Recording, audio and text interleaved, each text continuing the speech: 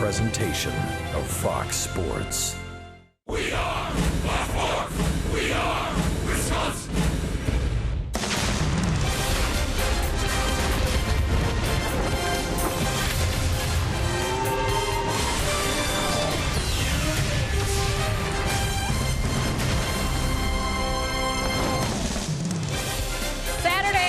Baseball here at Miller Park. No better day to tailgate than today. Fans filing in as we're getting ready for Game 2 between the St. Louis Cardinals and the Milwaukee Brewers. Fans are still celebrating last night's walk-off win, the first of the season for the crew. It was Jonathan Villar who scored. Kirk Neuenhuis led off the ninth with a walk, slid in there at the tag, a very close play. Needed a review to determine this one, but it held up. Everyone celebrates on the field. The Brewers get their first walk-off win of the series and take Game 1 last night. Game 2 will be this matchup between Chase Anderson and Carlos Martinez, and Chase Anderson looking to go into the All-Star break with a good start facing the Cardinals, who he last saw on Sunday.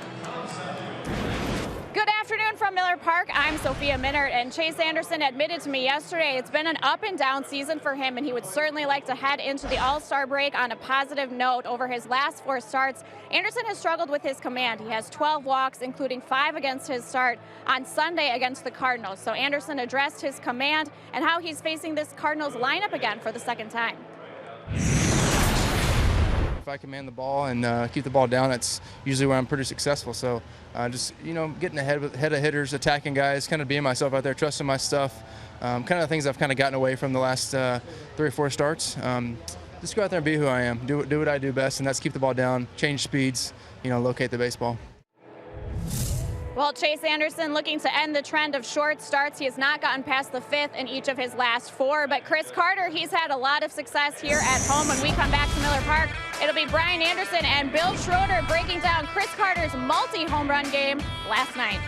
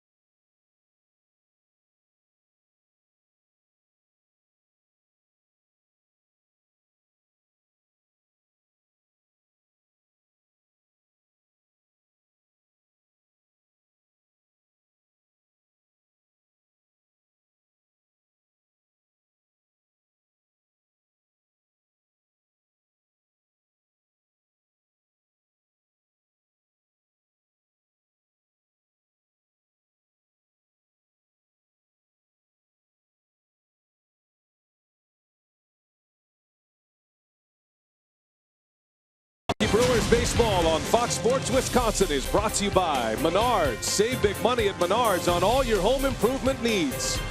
By your local Toyota dealers. Toyota, let's go places. And by Miller Lite, the original light Pilsner. Cheers, it's Miller time. Beautiful Saturday afternoon for baseball today. It's game 2, the Cardinals and the Milwaukee Brewers. And hi, everybody. We welcome you here. Brian Anderson along with Bill Schroeder. And last night, the Brewers pick up just their 3rd win against St. Louis all year. They're now 3-7. And they did it with the long ball. And the guy who had the biggest day of all was Chris Carter, who's got 22 home runs now and doing most of his damage here at home. Yeah, really no reason for it other than he likes to hit it here in this ballpark. I mean, he's got a great hitter's background here at Miller Park. And the Brewers in general overall have played pretty well here. Over 500, but when Chris Carter gets that stroke going, this is a guy that can hit some in bunches. You can see 15 career multi-homer games. So when he feels it in a game, I mean, he's going to hit some. He's going to have some 3 home run games for sure as his career continues. But here at home, 16 of his 22 home runs. The extra base hits are there too, and the RBIs. It's just a matter of Chris Carter being able to do it on the road. But when you think about the home runs, a lot of the balls that he's hit on the road may very well have been out of Miller Park, so that's kind of an interesting statistic, but good thing that we're here at Miller Park here today. Got a chance to hit 35, maybe even 40 this year. He's sitting on 22 before the All-Star break. Carlos Martinez making his way out. He'll get the start today for the Redbirds. Chase Anderson on the mound for the Brew Crew. We got the lineups and the first pitch coming right up.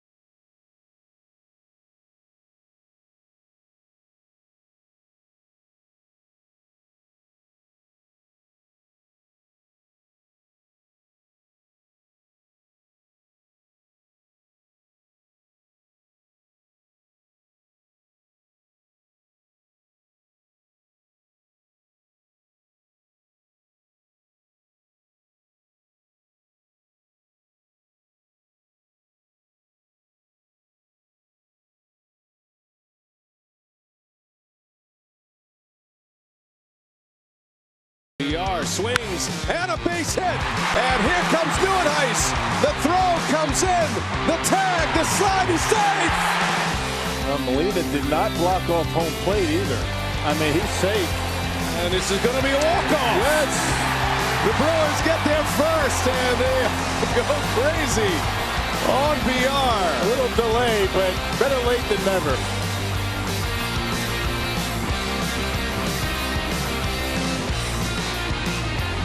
That was the scene last night. First walk-off of the season for the Milwaukee Brewers. Now we're ready for day baseball today on Fox Sports Wisconsin. And it is presented by Potawatomi Hotel and Casino. Got a beautiful day for baseball. Nice and warm, 77 degrees. And this is game 2 of this 3-game series. Brian Anderson with Bill Schroeder, Sophia Minnaert. We have a B situation out in right field. If you're watching Brewers Live pregame, the bees started to accumulate on the right field fence. So this is probably going to set us up for a little bit of a delay. And they're trying to take care of those bees right now. We see this every now and then. We've seen it a few times in San Diego. I'm not sure I've seen it here in Milwaukee, no. But once they started to collect in that area, Rock, you guys were doing your pregame show out there, and the message got spread quickly by the bee community, and they were on that fence fast. Yeah, about 20 to 1. You saw some bees kind of accumulating out in the right field. Then it kind of moved on in over there by the ATI zone. Then it began to startle the fans just a little bit. And the Brewers were quick to respond, and it looks like they're going to try and figure out a way to get rid of him. Bob Hallis, who's in charge of the stadium here, is keeping the umpires apprised of the situation. Well, Craig Kashawn had a chance to talk to Bob Hallis, who's monitoring this situation. And what did Bob have to say, Craig, about what the next steps are for the bee problem in right field? Well, as you would imagine, it's a Saturday and a big crowd, and they just happen to have a pest control expert who's on hand and is using some careful guidance for the crew out here to basically use a formula of soap and water to just detract the bees and get them out of the area down here. You can't kill bees, so that's not what they're doing here. They're using them to distract the bees from staying in this area, and there's actually a really strong breeze out here, and I'm sure they're hoping to just lift them out and detract them from staying in this area and hopefully leave the stadium. So that's the process going through here right now. And obviously bees kind of work on their own time, but that's what they're working on out here right now. And we saw them gather in. You guys were talking a little bit about it. There's Rick Schlesinger and Bob Hallis there now. They swirled in from I think the other side of the stadium once they entered in and gathered out here in right field. So want to be careful with the bees and the players and the fans especially. And that's the situation out here in right field right now, guys. All right, Craig, thanks. Excellent bee reporting there. Now, we're no bee experts, Rock, but what we have seen, and remember, we had a situation a couple of years ago in San Diego. The bees gathered around the netting behind home plate, and they actually brought a beekeeper out. He was in full uniform, and They vacuumed him up. That's they got right. a big vacuum cleaner, and they sucked them all up and let them go somewhere else outside the stadium. But it's the soap and water. That's an interesting thing. And again, they're not killing the bees. You can't do that. You just hope that they move on to somewhere else. There is the crew chief, Ted Barrett. So he's being appraised of the situation. Certainly knows, judging by the posture of the umpires now and the way the players are kind of up against the railing here, I'm guessing the news that they've gotten is this is going to be a brief delay, and they'll be able to take care of the problem, and hopefully the bees will disperse. But we really can't answer that. But if this was going to be a lengthy delay, I feel like the umpires would go back to their locker. Well, and the players would be out. So I think they're just going to see if they can do this quickly, but we don't know. We'll have to wait and see. Yeah, nobody really knows how long it's going to take. That's up to the bees, as Craig was talking about. I mean, when they decide to leave, then we'll be able to get started. No timetable has been set. We'll take a quick timeout. We're obviously going to have a bit of a delay. We've got Sophia and Craig on it downstairs, and we'll pass along any info as soon as we get it. A bee delay at Miller Park.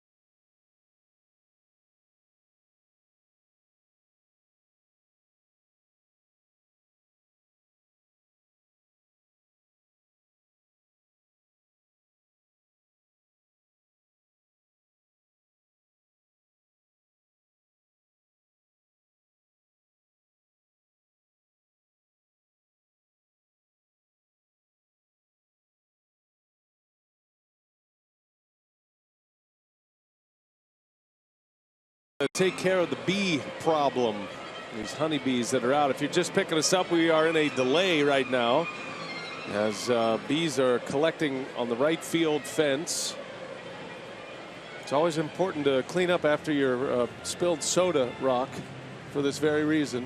Now, I don't know if that's why they're there or not. Always the parent, aren't you? Always a lesson to be learned. So they're spraying, just so you know, they're spraying here. Craig reported that he found out they're spraying a formula of soap and water, trying to just coat that area so the bees will go elsewhere. This is not, they're not exterminating the bees, is what we're being told, which is good because we need bees. Bees are important. So we're in a delay and everybody's kind of still hanging out in the go position. There's Rick Schlesinger and Bob Hallis.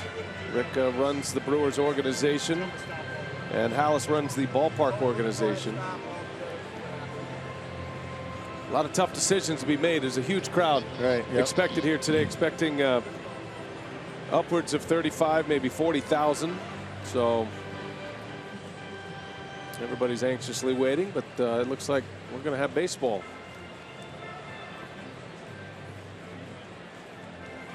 And here come the Brewers as they hit the field. So we'll play on. So good work by the grounds crew. That's tough duty there. That's not part of the typical job description of the grounds crew personnel, but it happens, and hopefully bees will fly elsewhere right now. Jonathan Villar, the star from last night, had the walk-off single, came with 2 outs and 2 strikes in the bottom of the 9th inning. First walk-off for the Brewers all year. Matter of fact, it had been 94 games between walk-offs. Our friends at Elias tells us that's the longest stretch since the Houston Astros of 2004. All right, let's take a look at the St. Louis Cardinal lineup. Mike Matheny turns this one in. It's courtesy of Potawatomi. Greg Garcia will lead off once again. Aledmus Diaz, the all-star shortstop, the rookie from Cuba, he's batting second. Stephen Piscotty is in the 3-hole for Matt Holliday, who was a late scratch from this game. And then the middle of the order is Randall Grichuk, Johnny Peralta, and Yadier Molina. Jed Jerko gets to start at first. Tommy Pham is in left field, and then Carlos Martinez rounding out the starting 9 that will face Chase Anderson. Yeah, trying to break a 3-game losing streak. He took a loss against the Cardinals, went 4 1/3, gave up 3 runs. But the issue for Chase, not so much the base hits. He only allowed 4 base hits, but 5 walks. Had a difficult time locating. 17th start, a 4-9 record, and an earned run average of about 5.5. So it'll be Greg Garcia to start it for the Cardinals. And just a brief delay here. Looking at about almost 10 minutes. Not bad. And the bees that assembled over there on the right field fence have been handled for now. Although I guess if you're Ramon Flores or Stephen Piscotty, you hope they're handled. Yeah, just don't play too deep. Pitch to the right side of the plate, right, Chase? There's a strike on the inside corner. Now you talk about playing the shift. How about the B shift? I'm still around, but not in the volume that they were. And hopefully they'll realize there's nothing for them on that fence anymore. I think one baseball against that fence, they might leave. That'll scatter them a little bit. You know, there's one little spot on that fence. It's interesting where they're hovering. I told you, you got to be careful where you put your gum. Just throw it in the trash can, Rock. 2-1 to Garcia. That one's on the edge. 2 balls, 2 strikes to the Cardinal leadoff hitter. Matt Carpenter is on the disabled list. Made the All-Star team and then pulled his oblique earlier in the week. And Garcia's been in that role, and he's a good hitter. Garcia comes in batting .348. He was a problem for the Brewers yesterday. He was 2 for 5.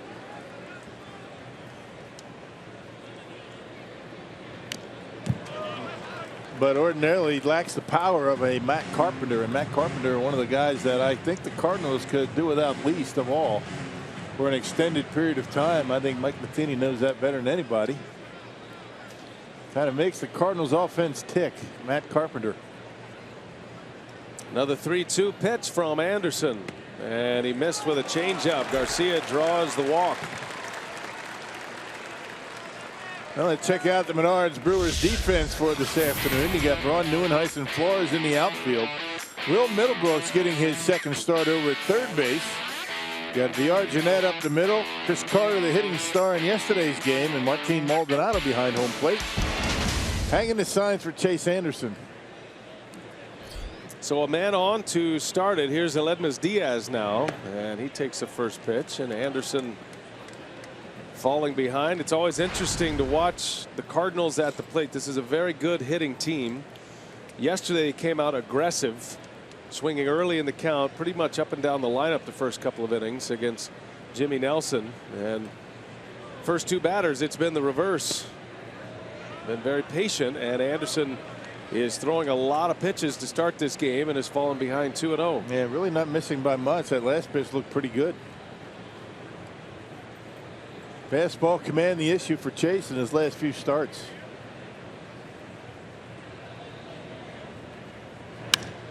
In the air, center field, shallow center field. Neuenhuis is out there again today. Scored the winning run last night, and there is out number one for Chase Anderson. Well, it's going to be important for Anderson here today to keep the Cardinals off the board early, because when you're facing Carlos Martinez, particularly this Brewers club, you don't expect to get a whole lot out of him. He is not a guy that gives up a lot of runs, so Chase has to be sharp early today. No Matt Holliday in the starting lineup.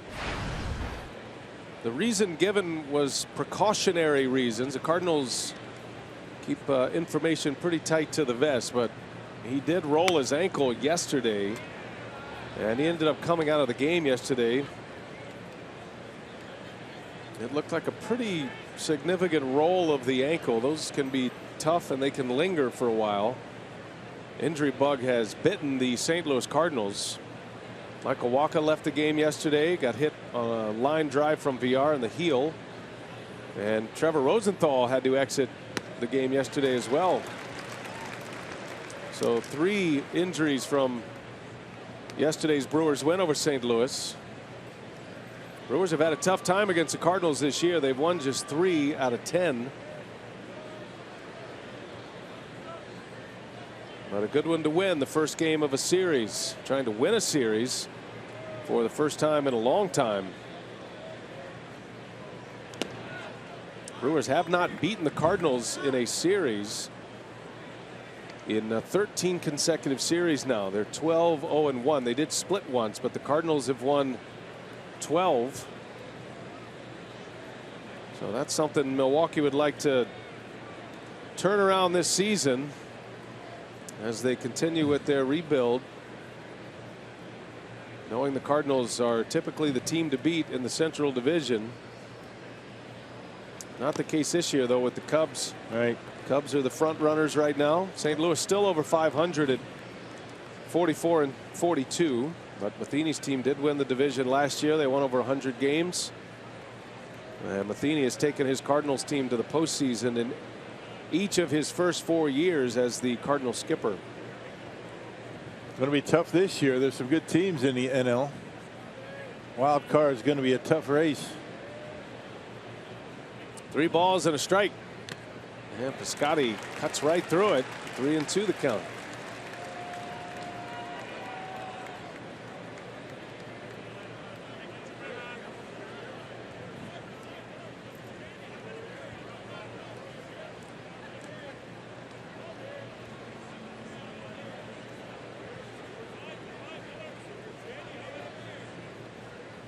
Runner goes. Piscotty in the air, right field. And Flores will make the catch for out number 2. Every fly ball to right creates a B notice. Flores was glad that settled short of the warning track. Yeah, you're okay, right. If you stay in front of the warning track, I think things are going to be just fine. Used to be in the game way back before there were even fences. It would be horse and buggies out in the outfield. That's kind of what lined the outfield. So it's not like baseball and outfielders haven't had to deal with challenges. Yeah, and that presented a different distraction. You got to look down as opposed to up. Careful what you're stepping in. 2 outs. Here is Grichuk. This lineup looks so different, Rock, from what we saw in St. Louis. No Carpenter, no Holiday, no Brandon Moss. Right. Well, you got to take advantage of that, right? I mean, if you're the Brewers, you feel like, you know, you got some big bats out of the lineup. You got to take advantage of it and win the series. Grichuk was in AAA when the Brewers were in St. Louis last week. Started the year in the big leagues. Actually had a pretty decent series against Milwaukee in April. But then he hit the skids and had to go back to AAA to work out his swing, the mechanics of his swing. On the ground to third. And Middlebrooks across the diamond. Chase Anderson works a scoreless first inning. Had a 9-minute B delay, but we're off and running at Miller Park. Brewers are coming to bat.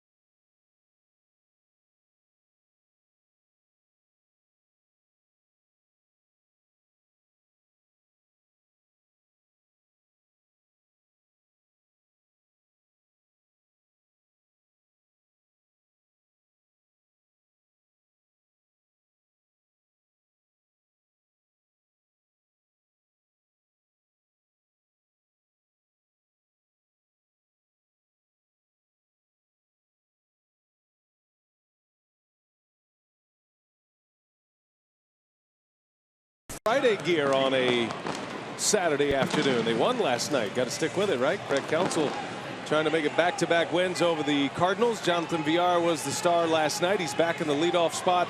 Scooter Gennett, then Ryan Braun to follow. Carter, Neuenhuis, and Middlebrooks in the middle of the order, with Flores, Maldonado, and Chase Anderson rounding out the starting 9. No Lucroy in there today.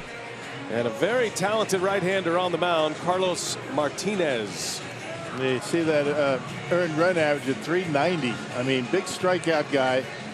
I mean, he's got a terrific changeup and a good fastball. The team has lost his last 4 starts, although Martinez in 27 innings in those 4 starts, a 133 earned run average. This hasn't been getting a whole lot of run support. He's had good success against Milwaukee. He's only 24 years of age. He was an all-star last year and was injured, had a shoulder injury at the end of the season, was not available for the postseason for St. Louis. That was a huge blow late for the Cardinals. And he was actually injured against Milwaukee late in the season. Had to come out of a game in the first inning after a 14-win season and a 3.01 ERA last year. VR back in that leadoff spot, continues to play every day, continues to perform at a very high level. I don't think there's a player on the Brewers that needs a 4-day All-Star break more than Jonathan Villar. He has played a lot. And for VR, this is his 83rd game of the year. He's only missed 3. And he's enjoying every minute of it. Most at-bats, having his most productive season as a big leaguer. And he's been able to settle in on one position. Last year with the Astros, he started as the everyday shortstop, and then they brought up Correa, who ended up winning the Rookie of the Year. That moved VR over to third base. A slow roller to first. Jed Jerko mans the position today, and out number 1 for Martinez.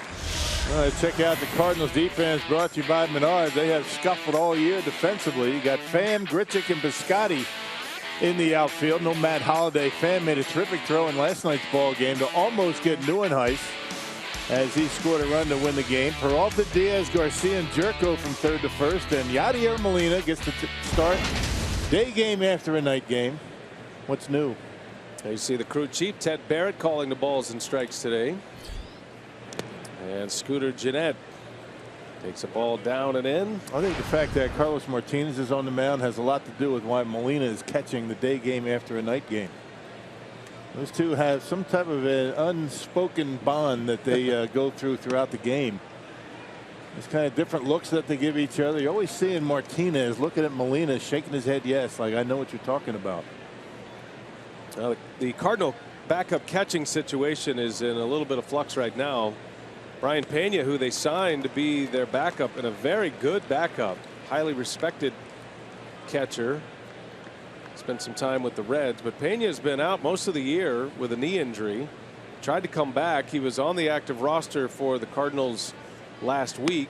Actually started a game against Milwaukee, but he's back on the DL now with that knee injury. So they have Michael McHenry, former Pirate, and Rocky in there as their backup. Gennett down the left field line, got some carry to it, and that is going to bounce off the wall. Takes a huge bounce, and Gennett will stop at second with a double.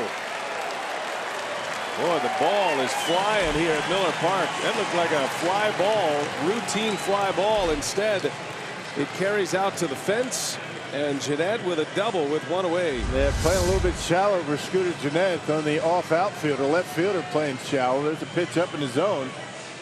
And Scooter goes right with it. Continues to swing a good bat. Knocks that one off the wall out there in the corner. And Tommy Pham, by the time he gets to it. Scooter Gennett thinking about a triple, but decided better of it. Now with Braun coming up.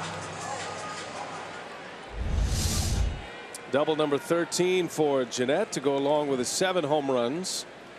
And here comes Braun with a man in scoring position early.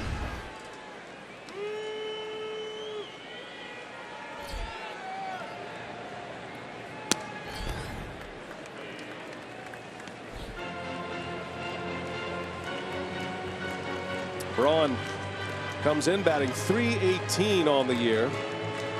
13 homers, 44 driven in. He continues to find himself in the top 10 in the league in batting.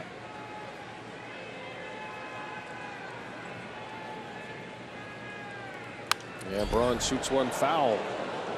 It is Ghostbusters Day at Miller Park. Have the Ghostbusters bobblehead. Some folks in the uniforms, and check it out. That's Ryan Braun in his Ghostbusters uniform on the scoreboard. Maybe they should have called the Ghostbusters to handle the bees.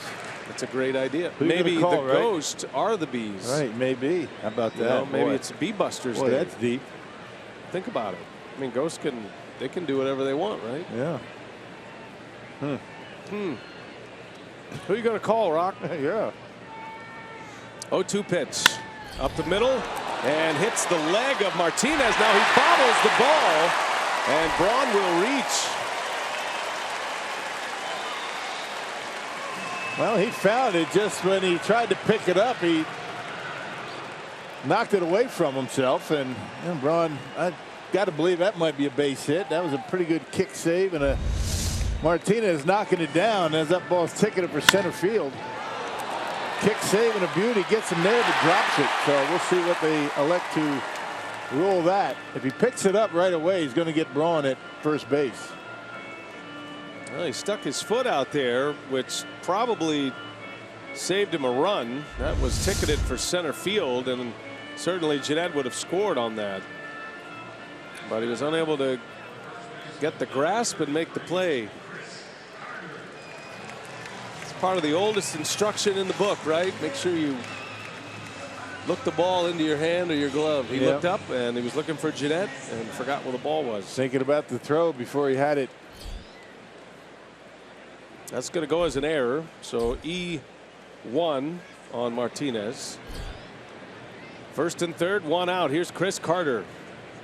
Hit 2 home runs last night. 2 long home runs last night. Brewers haven't had a whole lot of success with baseballs bouncing off Cardinal pitchers. We saw yesterday's ball game. VR hit Walker in the foot, ended up being an out. And this one an error. And both of them would have been clean base hits in the center field. Gives Carter a chance to drive in a run here. Runner at third, one away. Carter takes a breaking ball for a strike. Chris now at 22 homers. He's the club leader, has 51 runs batted in. He's currently third in the National League in home runs. And the home road splits are interesting because 16 of his 22 have come here at Miller Park. He loves hitting here, loves the backdrop, feels comfortable in his home surroundings. That's one of the reasons the Brewers signed him. He's one of the few free agents the Brewers pursued this offseason.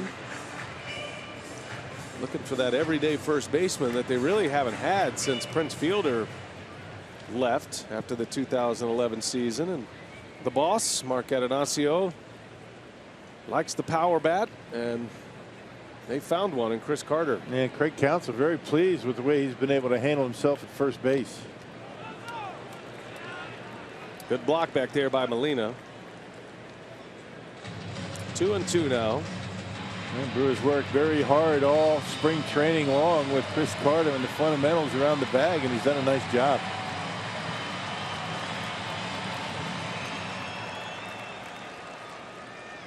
Last night was Carter's 15th career multi-homer game, 4th on the year. Now when he finds that home run stroke, he can hit them in bunches. 2-2 the count, first and third. Martinez taking a lot of time between pitches, and he strikes out Carter. That's just nasty right there. I mean, two-seam fastball at 97 miles an hour.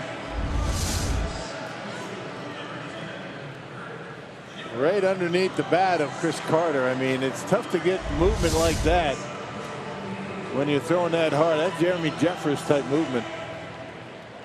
But Martinez can do that throughout the game, and he can do that for 6-7 innings. An electric arm with staying power. That's what made him an all-star last year. And Martinez, there's some of that communication you're talking about between he and Molina, and that goes on all game. Yep. It's just a series of nods and different hand movements. They know each other well. Molina's taken him under his wing. And you're not going to see a lot of shaking off by Martinez today. Not too many of these Cardinal pitchers ever shake off Molina. Not a good idea. Martinez still wears the number of Oscar Taveras, who passed away a couple of years ago. They were best of friends. A tragic accident. And he wears that number 18 to honor his long lost buddy. Runner goes, and a fake throw by Molina. Braun's in there safely. He got a great jump off Martinez. And that'll put two in scoring position. Hitters count for Neuenhuis. Braun with number 7. Now the Cardinals didn't want to have the Brewers steal a run like they did earlier in the week. A double steal. Scooter Gennett was actually the guy at third base. He took off right away and able to steal home.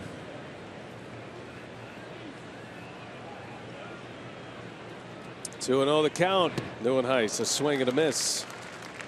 A little off speed from Martinez.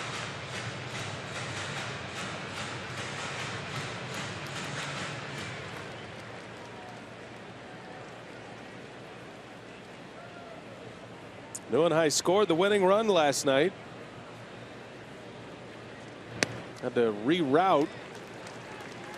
Third baseman Greg Garcia made a diving attempt at it and kind of threw Neuenhuis off his rhythm a little bit, but he scored. It was a great slide, bang bang play. It actually went to a review, and the Brewers with the walk-off win, the first of the season for this team. Fun night at the ballpark last night from the Brewers' perspective. 3 balls, 1 strike.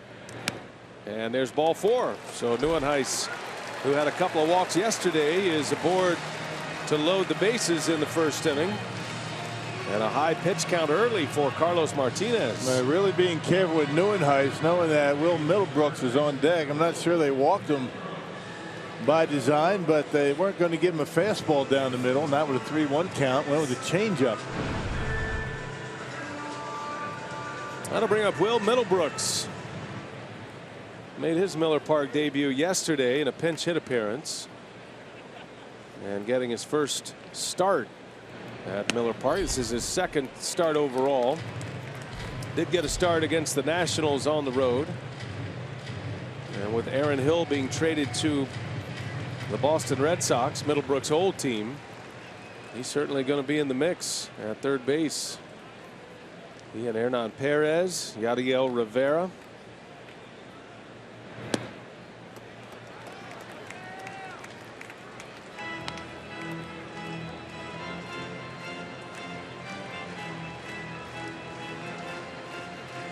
Yeah, it is going to be interesting to see how Craig Counsell spreads out the playing time for these guys. A lot of infielders that they have on the roster.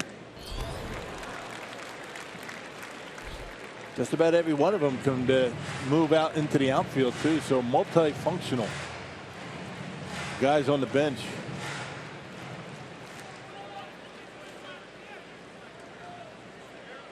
One and 2 to Middlebrooks. Got the bases loaded. And did he go?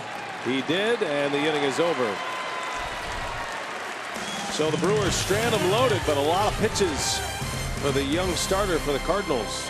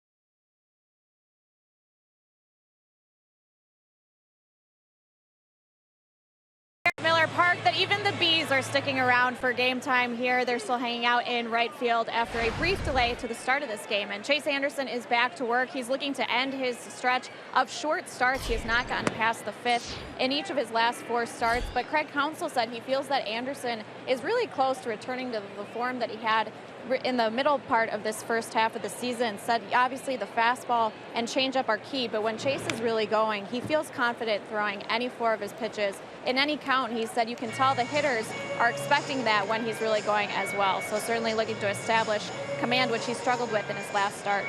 All right, Sophia, thanks. Anderson feels that burden as well. Every starting pitcher worth his medal wants to be able to save that bullpen as Peralta turns it around. That's way back, deep left center, and that's going to be into the Brewer bullpen. And a home run for Johnny Peralta, his 4th of the year. He's been out for a good part of the season with a thumb injury, but connects in the 2nd inning to start it, and it's 1-0 St. Louis. Well, 18th allowed by Chase Anderson, and again, it's all about Location and putting the ball where you want it. That fastball down the middle, up in the zone, and Johnny Peralta gives it a ride. That was an 89-mile-an-hour fastball that split home plate right in half. Can't do that. Cardinals on the board first. Here is Molina. Gautier had a game-tying home run last night in the 8th inning. That set up the dramatic finish, and the Brewers win a 4-3 final last night. Molina 1 for 3 with that homer, only his 2nd home run of the year. He had gone from mid-May to July 8th between home runs.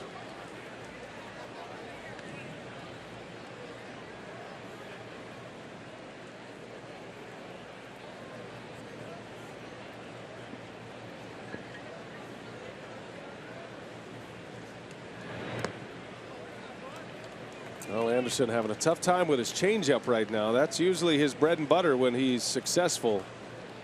But the Cardinals aren't biting on that changeup. Yeah, because it's not close enough.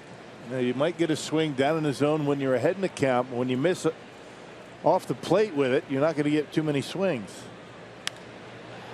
Molina pulls one foul. Another changeup that time. Kind of the same thing with Junior Guerra's split change. When he keeps it down and he gets it over the confines of the plate, he might get some swings and misses. When it's inside, when it's outside too much, these guys aren't going to swing. Same thing with the changeup.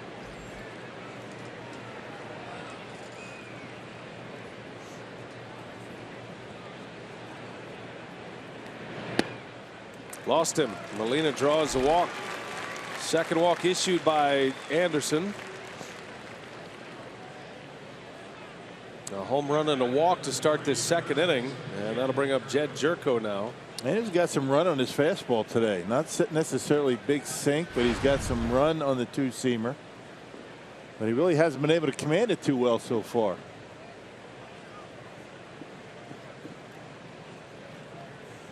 Jerko gets to start at first. Matt Adams sits this one out.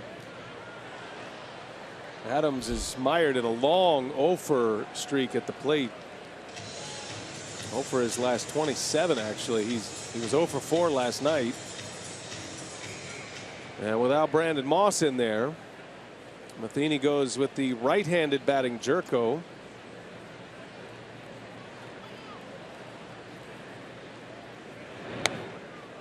Cardinals actually brought Jerko in to play shortstop with Peralta down, having no idea that Aledmys Diaz would be the player that he has been, an all-star player this season. So Jerko kind of been squeezed out of the middle infield role. Could see him at 3rd, and today gets to start at 1st. He's hit 7 homers. He's got 161 plate appearances. So Mike Matheny's been able to figure out ways to get him in the lineup. Padres thought that guy was going to be an everyday guy for many years. This didn't work out. Yeah, gave him a big contract.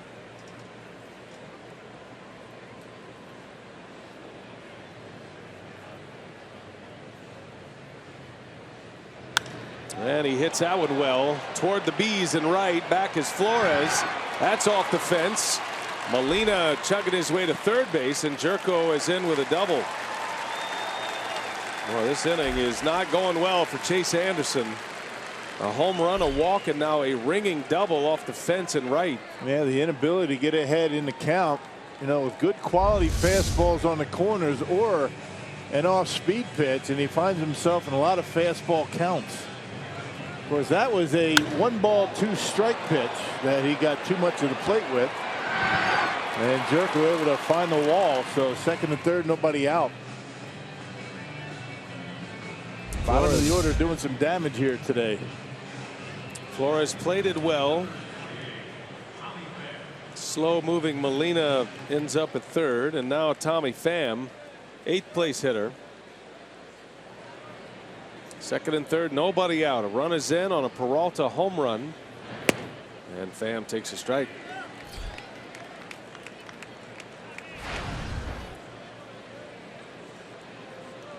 Pham gets the start in left field today. We've seen him in center field. Cardinals have also used Colton Wong in the outfield. They've been mixing and matching quite a bit this season. It's actually impressive that they are over 500 with as deep as they've gone on their roster and all the injuries that they've dealt with. They've had trouble in their bullpen. Had a closer change in their bullpen. Rosenthal to O. Defense has been terrible all year. They've committed the most errors in the major leagues this season, and yet they're 2 games over. They're keeping themselves in the picture, at least for a wild card, if not a division. Going to be tough to catch the Cubs at this point.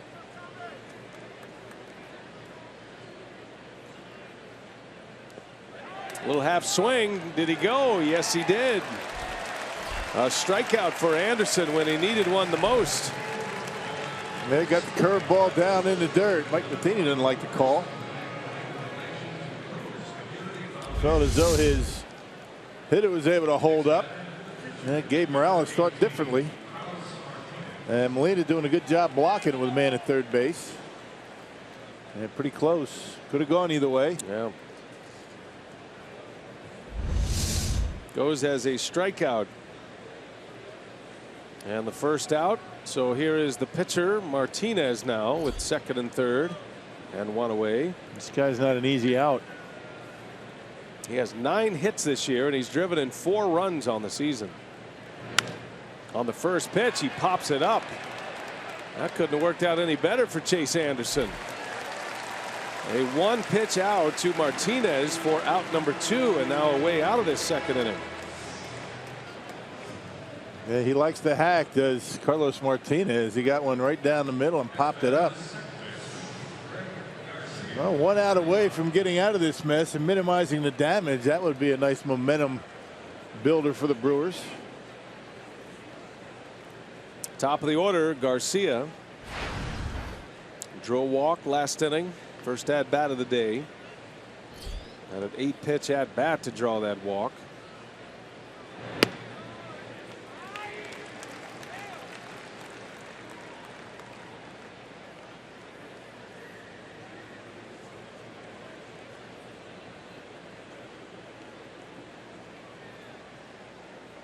This is Garcia's 4th consecutive start since the Carpenter injury. Anderson's got him down 0-2. And first pitch curveball got into his head, and then Anderson came back with a fastball, again getting a lot of the plate with it. And Garcia just a little bit behind it because of that first pitch fastball, or curveball I should say.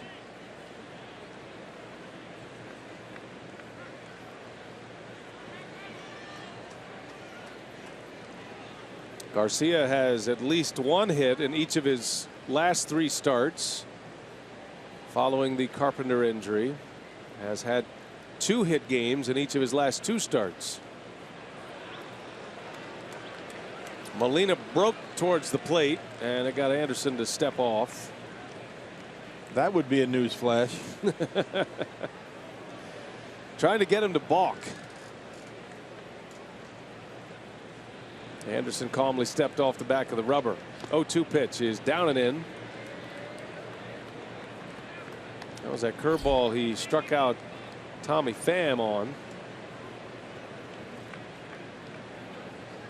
He's starting to get a feel for that pitch. And he needs it.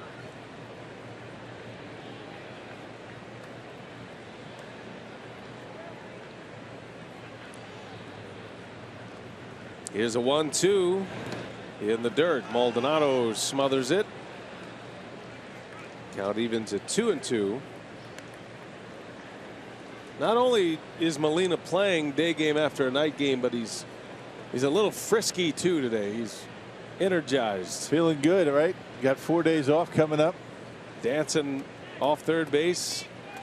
Made a break toward the plate. He's messing with Maldonado is what he's doing. They're good buddies. 2-2 the count. And Garcia takes ball 3. Maldonado considers the Molina brothers as mentors, specifically Yadier Molina. They were teammates on a WBC team for Puerto Rico. The Molina name is like royalty in Puerto Rico for ball players, especially catchers. Got him.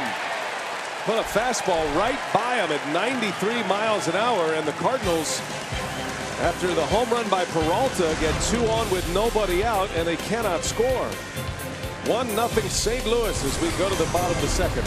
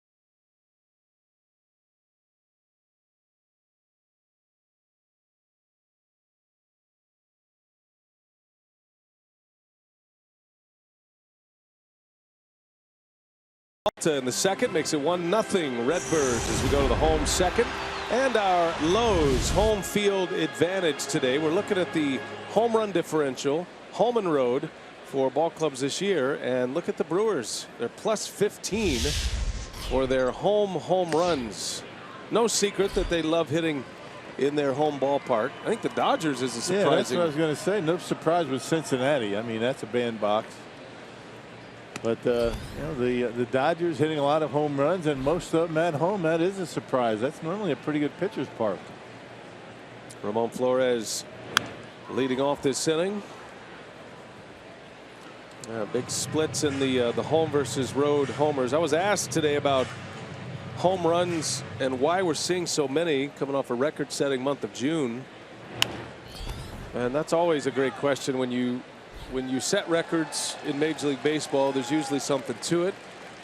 And from what we've seen, in my own personal opinion, is that because we did go west with the Brewers, it's really hot. It's been hot for all those pitcher ballparks in the NL West.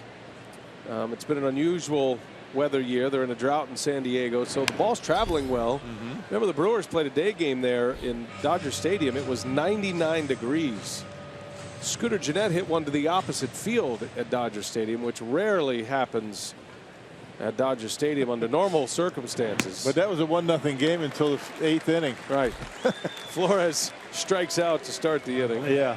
So that's one of my, I think there's a lot of reasons, but I think weather patterns across the big leagues. And then you've got teams who play in what are normally thought of as pitcher-friendly parks, hitting for big home run totals, like the Washington Nationals, leading the National League in home runs. Yeah. And it's been really warm up on the East Coast. When you think of all the pitchers that are on the disabled list, I mean, good quality pitchers, both starters and relievers. Craig Kimbrell just placed on a disabled list with the Red Sox, and I mean, you got those guys get hurt, you bring somebody else up, an unproven guy, and you're going to get some home runs hit.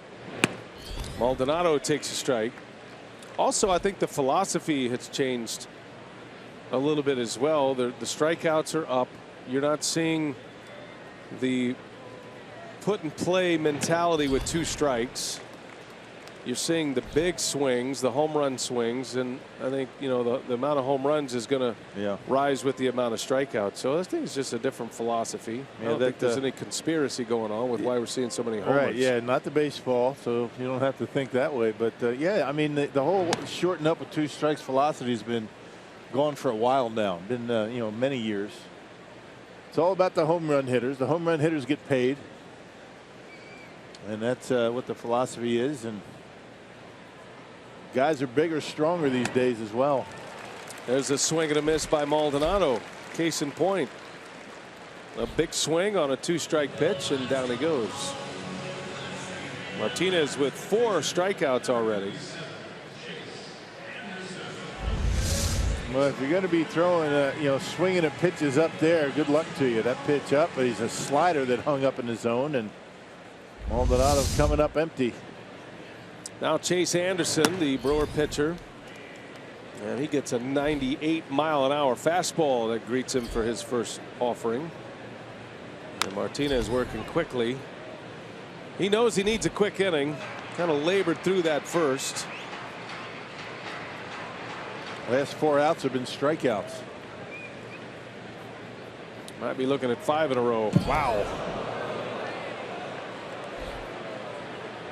Hit the bull. 99 miles an hour. Sort of reminded me of our first pitch, our ceremonial first pitch today from our buddy Tom Savio. We don't want to ride, didn't it? It's more like 59 miles an hour, but very similar. So a strikeout for Martinez. 5 consecutive outs as strikeouts. We go to the 3rd.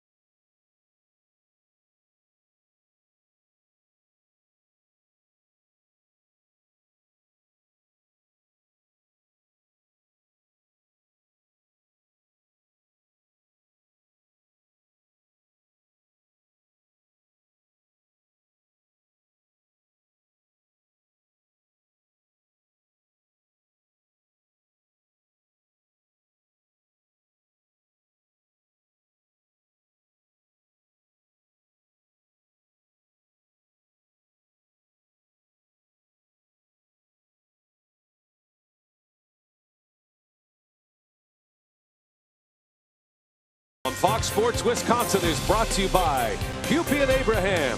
1-800-800-5678. Hupy and Abraham. Tell them you mean business. Great crowd on a Saturday afternoon. Top of the 3rd. Cardinals up 1-0. A lot of fanfare before the game. Our BCF auction winner, Tom Savio, got to throw out the first pitch. He won the bid, and Ed Cedar in the squat back there. And pause for dramatic effect. That looked like a pretty sharp breaking ball, actually. You know what? I think Eddie should have had it. I think you knew maybe things were going to go poorly because he kept a baseball in his back pocket. See, left-handers just can't throw the ball straight. That was a pretty nasty curveball. I don't think Eddie was waiting for that. So congratulations to Tom Savio. Good work. Pop-up, foul territory. And that's going to be off the top of the dugout. 1 ball, 1 strike. We've got a dinner planned pretty soon. A winner of the BCF auction for the Grab Grub. So we got to rally up our I thought that people. I thought that was today, it right? Was going to happen today. Right? There was an issue. There was a situation with an illness. They backed out. But maybe they changed their mind. Yeah, I think that might have been it. You know, the illness is an excuse. They didn't want to eat with us, which I don't blame them. They usually just put us in the corner so nobody watches us eat. But we're going to do that, and that auction is a great way every year to get involved. All kind of things to bid on, and raising big dollars for the Brewers Community Foundation. Happy to do our part. Diaz flies to right, and the first out of the third inning. Fantasy camp is part of the auction. Yeah, it's always a hot ticket item. Do you have a fantasy camp update for us? Any breaking news on coaches or uniforms or anything that might entice us to want to join? No, we you know, it's just the basic joy of signing up for fantasy camp. We have a fantasy camp staffer here up in the booth, Rick Ramirez. He does a nice job with our newsletter, and we got a good group of coaches. We got Greg Vaughn committed. Nice. I want to thank you for your help in cajoling him to Jeff Jenkins, right? Jeff Jenkins. I'm not sure. I haven't really nailed him down yet. He signed a contract. He signed that contract that you wrote up, but I don't know if he. I don't think that would hold up in court. Well, I have the contract, so we have a lot of lawyers that work for the Brewers. We'll be happy to send him a little letter. Yeah, well, you might have to. All right. But no, we're looking forward to it. We got a bunch of sign-ups, and go to brewers.com/fantasy camp for information and online sign-up. Most importantly, what kind of uniforms are we looking at for this year? Have you made that decision? We have yet? not made that decision. That's a decision that we make at the end of the season here. A swing and a miss by Piscotty. You know what? You know, a lot of the fantasy game. You know, we had a reunion game. You know, 2 homestands ago, and everybody comes out here, plays a game at Miller Park. That's all part of the fantasy camp. Right. They're campaigning for the Powder Blues. That's my call. I'm in for that. There's a liner, base hit. That's going to shoot the gap, and Flores unable to cut it off. And now Piscotty, who can fly, is on his way to third. That's the difference between a double and a triple right there. If Flores can cut it off, it'll be a 2-bagger. But Piscotty hustling out of the box all the way, and he'll run all the way to third base with a 1-out triple. That ball almost caught by Scooter Gennett, and he hit it so hard it goes all the way to the wall out there into the gap. That's how hard he hits this baseball. Barrels it up opposite field. Check it out. I mean, Scooter Gennett jumps for it, and watch it just scoots right by Flores. He took a good angle on it. Got under his glove. I mean, he should have probably been able to cut it off, but because he didn't, Piscotty all the way to third base. Did he touch second? He did. Touched it perfectly, actually, with the inside foot. Now the infield is in. Randall Grichuk with a big swing and a miss. This guy, they'll tell you in the Cardinal camp, he's got as much power as any player on their roster, including Matt Holliday. Grichuk has 9 home runs already. He spent a good part of the year in AAA. But he can hit some bombs. Try to stay away from the sweet spot of his bat.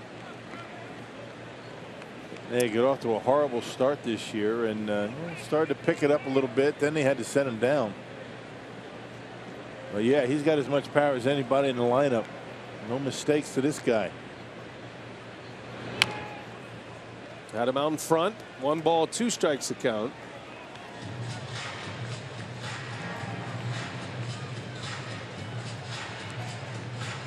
Grichuk bounced to third his last time up.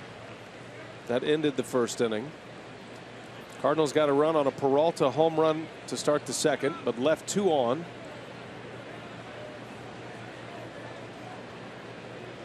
One-two pitch on the ground. Carter can't get it. That'll play to run, and it'll be an infield hit for Randall Grichuk. 2-0 St. Louis.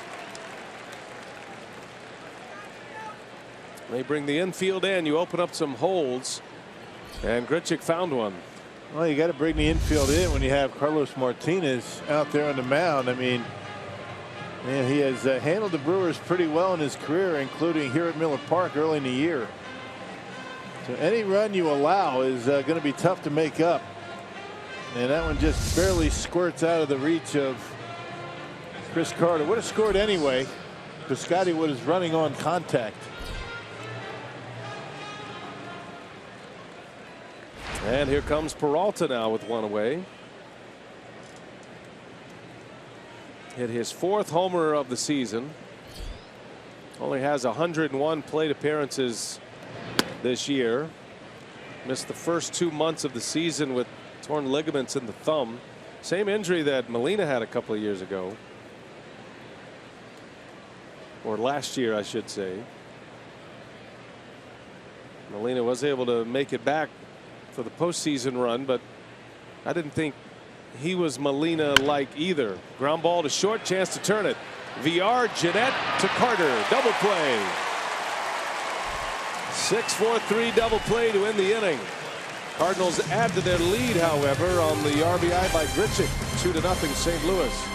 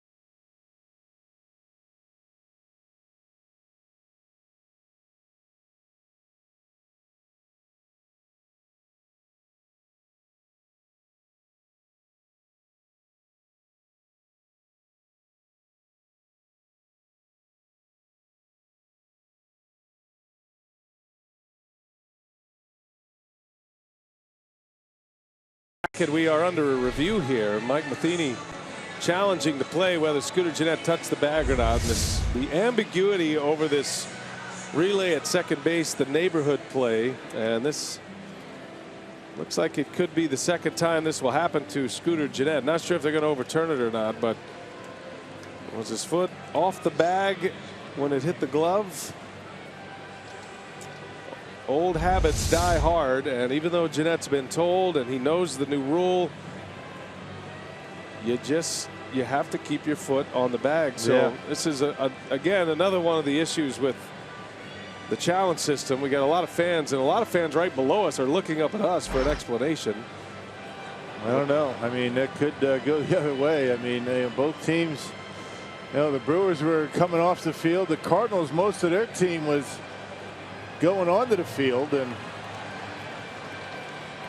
obviously Mike Matheny waited a little bit too long to ask for the review, and the umpires are allowing it. Again, we're whipping a dead horse here. I mean, we've been talking about this for all season long. The problem with this kind of review process, it just does not go by the letter of the rule. You have a certain amount of time to determine whether you want to go to a review. You have to tell them umpires right away, which Matheny did not do. And we'll see what they're going to call here. And he's safe at second, and we're going to. And now you got to go back onto the field. It's an absolute joke the way this works. Now the same thing happened to the Cardinals in reverse against the Royals, where Ned Yost took longer than the 30 seconds, came out, asked for a review on a double play ball. Actually, it was a play at first. And Mike Matheny was so incensed by it, he got ejected from the game. Well, I don't blame him. No, I don't blame him at all. I mean, look at Chase Anderson is sitting in the dugout. He's figuring that the inning is over. Now he's got to deal with a man at second base and 2 outs. Now this is the second time this has happened to Scooter Gennett, and Aside from the rule and the way it's being administered at the end of the inning being a joke right now, Scooter Gennett has to make this play. This was a play against Cincinnati on a double play. That ended up costing the Brewers a game. That was late in the game. A run scored on that play. Ball not in the glove yet. Called him safe. A run was in, and the Reds won by a run. Scooter also had one against the New York Mets that Terry Collins noticed on a very similar routine double play ball. So this is the third time now for Gennett. And if you're Scooter Gennett, you just have to keep your foot on the bag, whether you like the rule or not. Right. You have to keep your foot on the bag. Hey, right. We're not justifying what's going on with Scooter for sure. Well, now it's going to be Molina. So it ends up being a 6-4-3 put out at first base with Grichuk at second base. They had 2 outs, a man at second. Now Chase Anderson has to go back out. Did he get any warm-up tosses? They gave him 2. It's the one thing that has to be rectified. You can't just take as much time as you want at the end of an inning. And we got a pickoff play at second. The tag, he's safe. Grichuk just gets back. And I'm sure counsel will want to look at this one. Yeah, right. Pat Murphy immediately goes to the phone.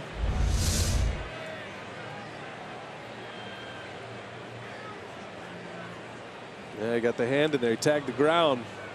Well, did he get the wrist? I'm not sure. Maybe not. Great counsel satisfied.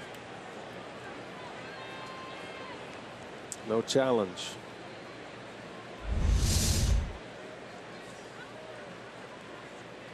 One ball, one strike. 2 outs in the inning. Part of Mike Matheny's post-game press conference that night, the Brewers had just arrived into town that night, and the Cardinals played a night game against the Royals. So we all watched this unfold. And Matheny, after the game, said the reason he got ejected is because everybody's shut down. Everybody's gone to the dugouts. The inning should be over. He took too long to make the decision for a review. The umpire should have never have let him had a challenge, and you're already in shutdown mode. You think you're out of the inning, and all of his arguments are valid. It doesn't mean he's not going to, but it's the rule. Try to use it right. I mean, it should be just. I mean, the umpires should just go with the letter of the rules, because you have to say right away whether you're going to challenge or you're going to take a look at it. They don't do that. I mean, it's the umpire's issue. Can't blame Matheny for doing it. Matheny said after that game that the home plate umpire said he would offer him the same courtesy if it happened, and that's where things have got to get cleaned up. It's not a courtesy. It shouldn't be a courtesy, because in the same scenario, it's the last I'll say about it, but if it was a double play with nobody out, you'd never have a review there, because you'd already be into the next pitch to the next batter. Exactly. It wouldn't have happened this way. So why does it happen at the end of an inning when both teams are coming on and off the field? Right. Yep. 2-2 the count to Molina. I don't think it's ever going to change. I think if baseball was going to change it, they would have done something by now. They would tell the umpires, look, they a manager has to determine or come out on the top step and say they want to take a look at it. They don't do that. They don't have to do that because the umpires aren't enforcing it. Case closed. It's gone against the Brewers 3 times.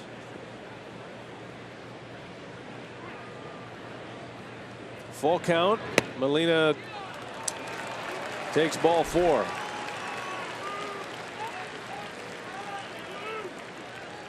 And Gennett feeling that one with every pitch. All these extra pitches. And the crazy thing about the times that Gennett has done it, he has not needed to be real quick. Nope. I mean, it was a routine double play with guys running that don't run all that well. It's pretty much of a foregone conclusion. You don't have to be as quick as he's trying to be on those plays.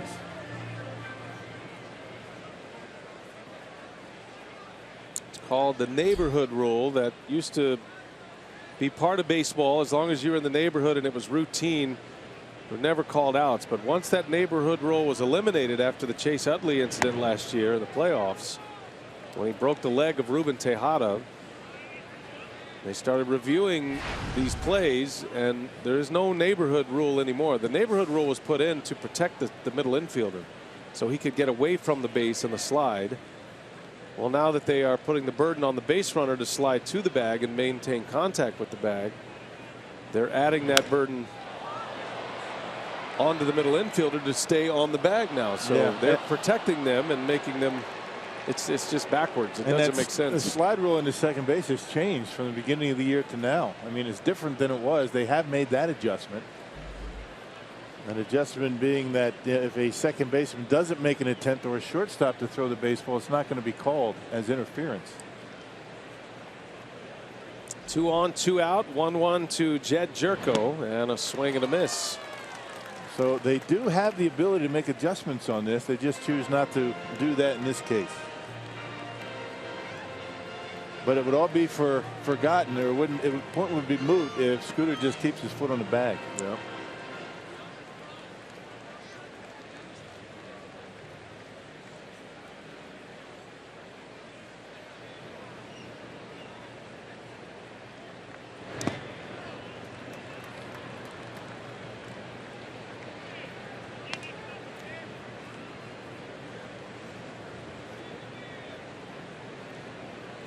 And the other issue, perhaps, they need to tell the fans at the ballpark what's going on, what they're reviewing. People looking up here asking us to tell them. That's the biggest problem. Right. There's no explanation at all. We've been through it before, so we know a little bit. As Anderson strikes out Jerko, so no run score, but a lot of extra pitches. And then we'll wind it back up. Replay strikes again.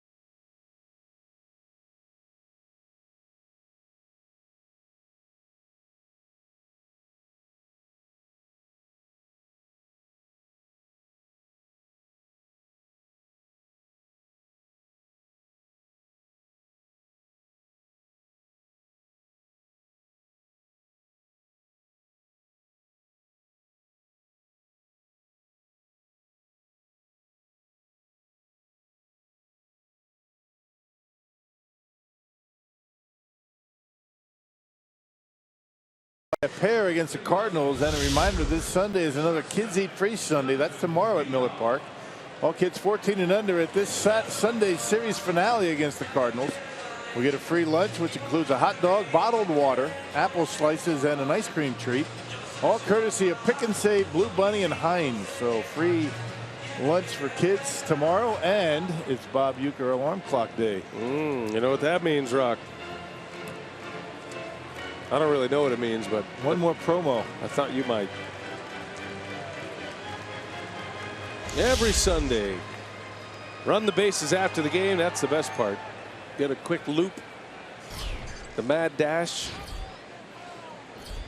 Jonathan Villar will lead off for the Brewers. Anderson threw 12 extra pitches, by the way, if you're counting, after the double play that wasn't.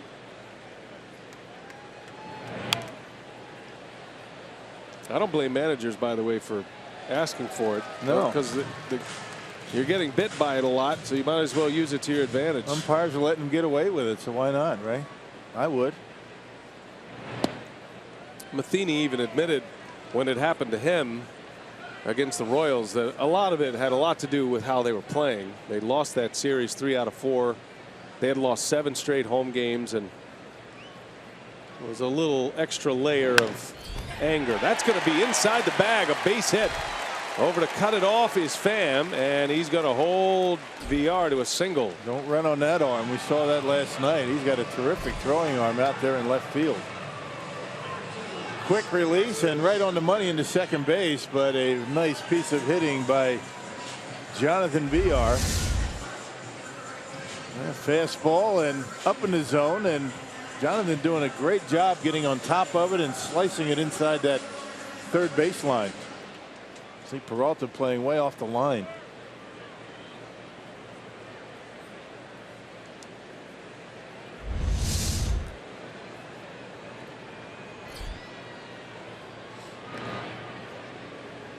VR, the league's top base stealer, leads all of Major League Baseball. As a matter of fact, had to steal a third yesterday. He's been caught 9 times, which also leads the league. But he has 29 stolen bases on the year. Jeanette trying to bunt his way on.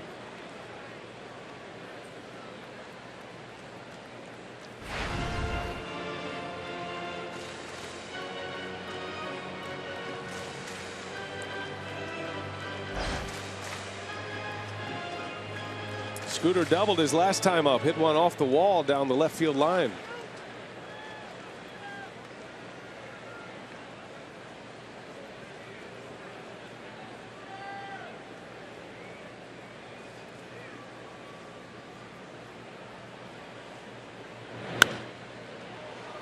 Going that way again, slices this one foul. Big fastballs by Carlos Martinez, and he's tough to run on. I mean, he's very quick to home plate. So we're thinking about a stolen base for VR.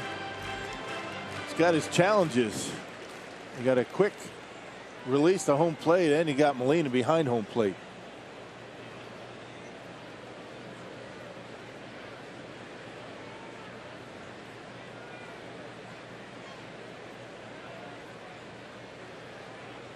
Runner goes, and it's in and out of the glove of Molina.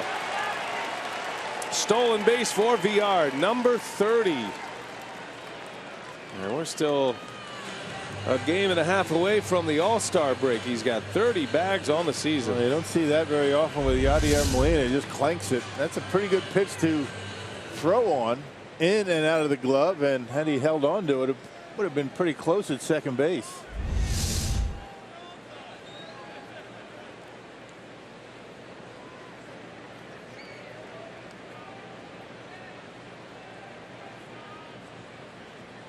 One ball, 2 strikes. Runner in scoring position now.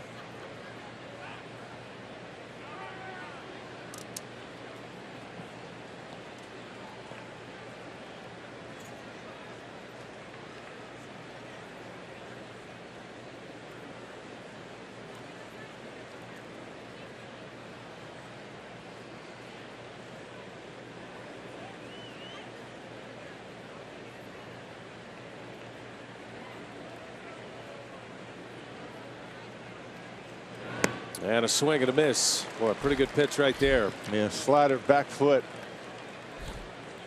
Scooter way out in front, spun himself into the ground. That's the 6th strikeout for Carlos Martinez. An 88-mile-an-hour slider. How about that?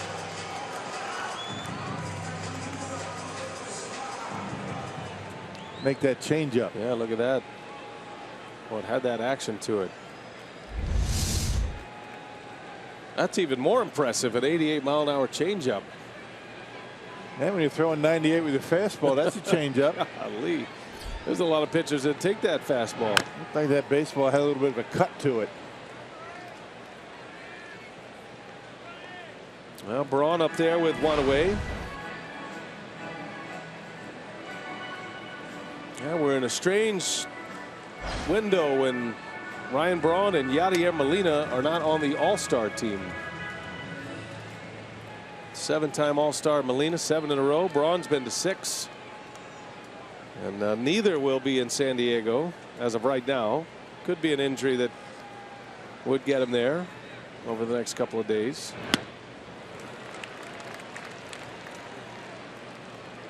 Two faces of franchises. I'm sure they'll enjoy their time off. Braun was a late add to the All-Star team last year. I think it was the last day the Brewers were in L.A. Yeah, Sunday in L.A. Got the call before the game started.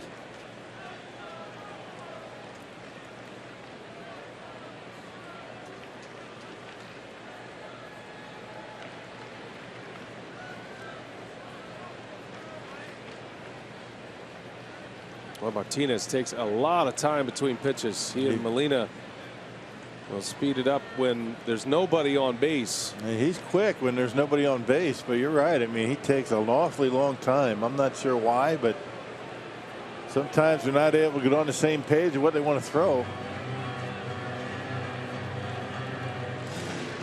0-2 pitch to Ryan Braun, and they want to make sure he could tie it up quickly. It's easy to see who the alpha dog is in that conversation.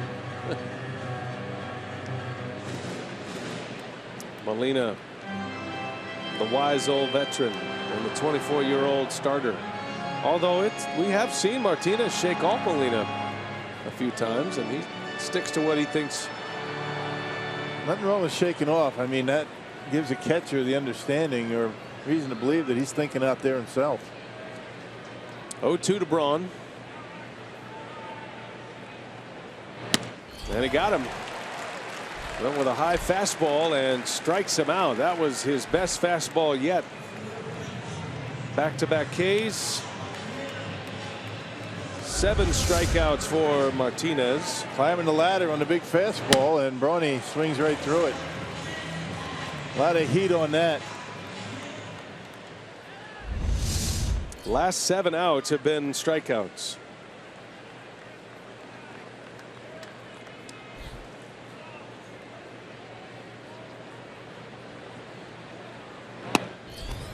Carter takes a ball.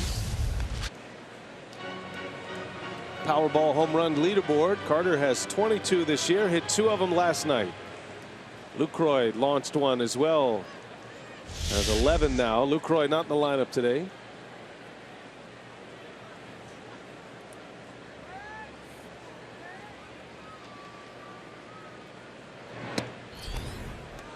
Last time up, Carter struck out on a down and in fastball, not like that one.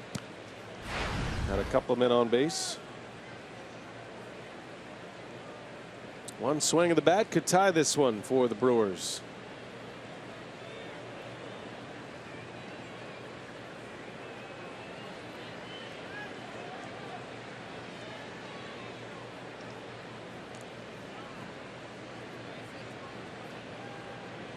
There goes VR. A strike, throw to third, in and out of the glove of Peralta. Now Molina thought he had one, but Peralta couldn't hang on. That's the second stolen base of the inning for VR. A little risky. I mean, if that ball stays in the glove of Peralta, that would be pretty close. At third base, already in scoring position. Molina throw a little bit offline, and if he catches it, he's out. I mean, you don't want to make the third out with Chris Carter at the plate. That'd be a no-no right there. If he catches it, he's out.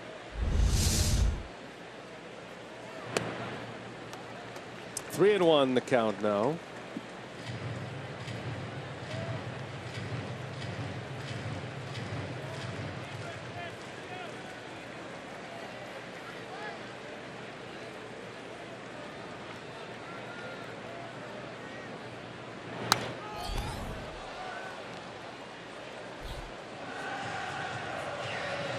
And the four-seam fastball at 98 miles an hour and a 3-1 count.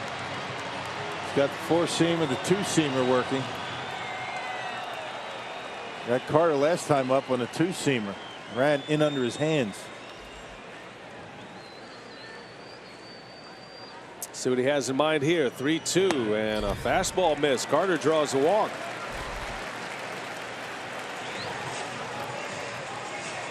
First and third now. Here comes Neuenhuis. Second walk issued by Martinez to go along with 7 strikeouts. A lot of pitches for Martinez here in the 3rd inning. Had a high pitch inning in the 1st, quick 2nd inning. And he's laboring through this 3rd as well. 2 on, 2 out. Neuenhuis at the plate, and he takes a strike. As quick an inning as you can have in the 2nd inning with 3 punch-outs. That 28-pitch 1st inning. Struck out the side in the 2nd. VR halfway down the line. Got Martinez to step off. And why not? You got Peralta playing shortstop. Nobody over there on the 3rd baseline. He can keep going further and further. He can get halfway there and not have to worry. I wonder if that rattles a pitcher at all. Seeing that base runner so far down the line. Maybe. Maybe. And we keep stopping and starting. I mean, if you have your 3rd baseman that far away from the bag, I mean, if you're VR, you get as much as you want. You go halfway down the line and then start jockeying back and forth. It gets in that pitcher's mind. He might be thinking about taking off. He can get a lot more than what he has right now. 2 balls and a strike on Neuenhuis, who walked in the 1st.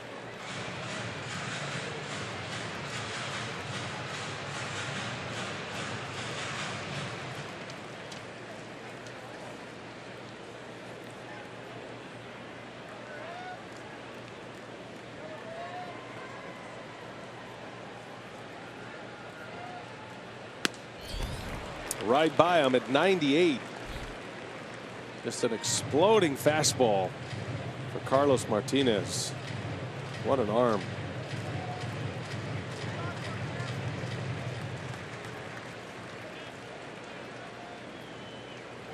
Neuenhuis has enjoyed his time at Miller Park as well. Been a much better hitter at home this year. There goes Carter, and a swing and a base hit to right. In to score is VR. Carter all the way to 3rd. It's an RBI single for Kurt Neuenhuis, and the Brewers are on the board in the 3rd inning. Yeah, good job by Neuenhuis turning around a 99-mile-an-hour fastball. Tried to double up on them with a big heater. 98 the one before, 99 here, and this one down, and Neuenhuis able to hit it hard and into right field. Carter able to get all the way around to 3rd base. Impressive for Kurt Neuenhuis turning that pitch around. It's a big hit. An RBI gets the Brewers on the board. RBI number 26 for Neuenhuis. VR with a couple of steals on his trips, or on his trip on the base paths. And now it's 1st and 3rd because Carter was on the move.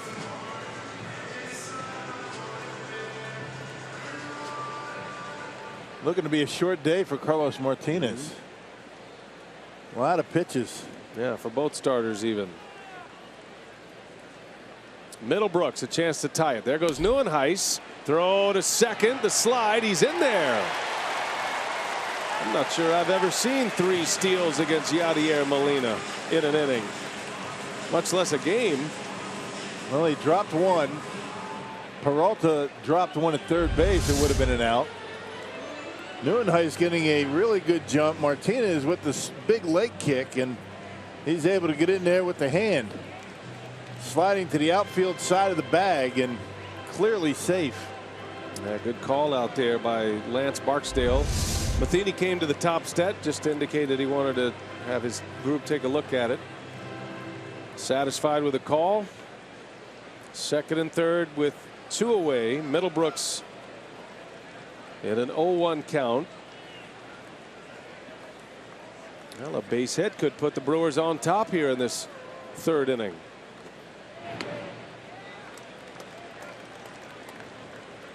Middlebrooks had quite a run in AAA this season. Hit 3 grand slams at AAA in less than a month's time. His first one came in late May. He had one in mid-June and then had another one in late June.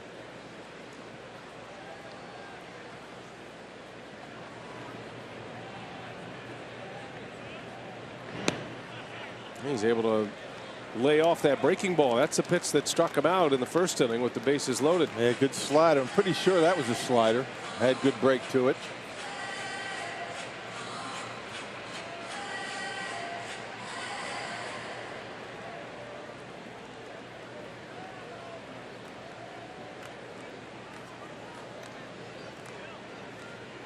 Two and one to count. Brewers threatening in this third inning. And it goes to 3-1. 70 pitches for Carlos Martinez, and we are not yet through the third inning. Yeah, no kidding. Got a little activity going in that bullpen.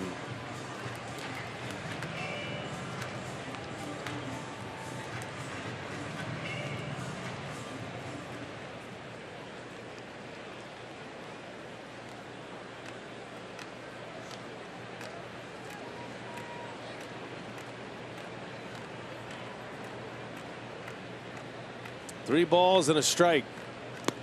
And he missed with it. Ball four. Second walk of the inning. And the bases are loaded and hands on hips of the Cardinal skipper. Just can't get it together.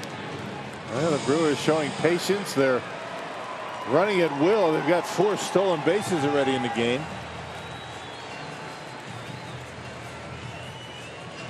But 7 of the 8 outs that he has recorded have been strikeouts. The only ball put in play for an out was VR.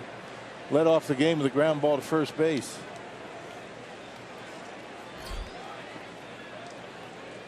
So it'll be Ramon Flores, a strikeout victim in the second. He's up there with the bases full. Missed inside. Well, if you're Matheny, you probably have to get the bullpen active if Martinez does not retire Flores here. And a shot up the middle, backhanded. What a play by Garcia. Throw to first and out at first. My goodness. Well, now Craig Counsell's going to do it the way you're supposed to do it. Go right up on the top step and say we're going to take a look at it. This is how it's supposed to be done.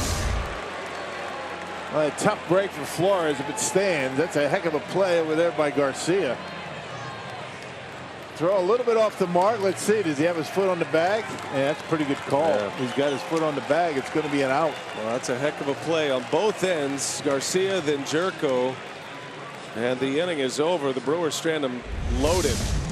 Tough break for Flores. Brewers do get one. It's 2-1 St. Louis.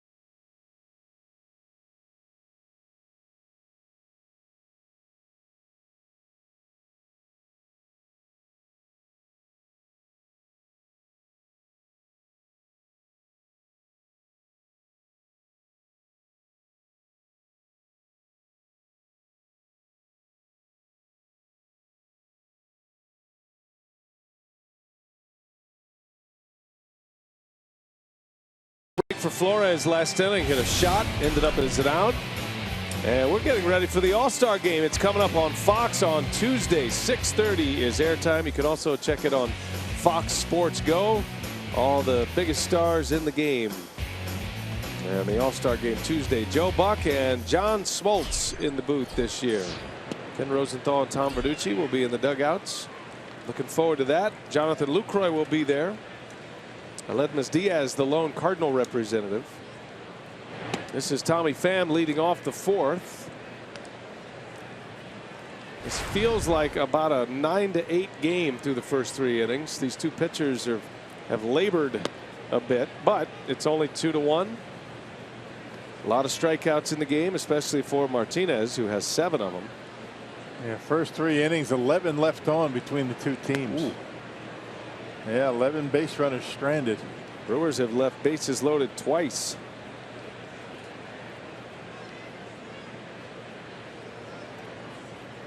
Chase Anderson walks Pham to start the 4th inning.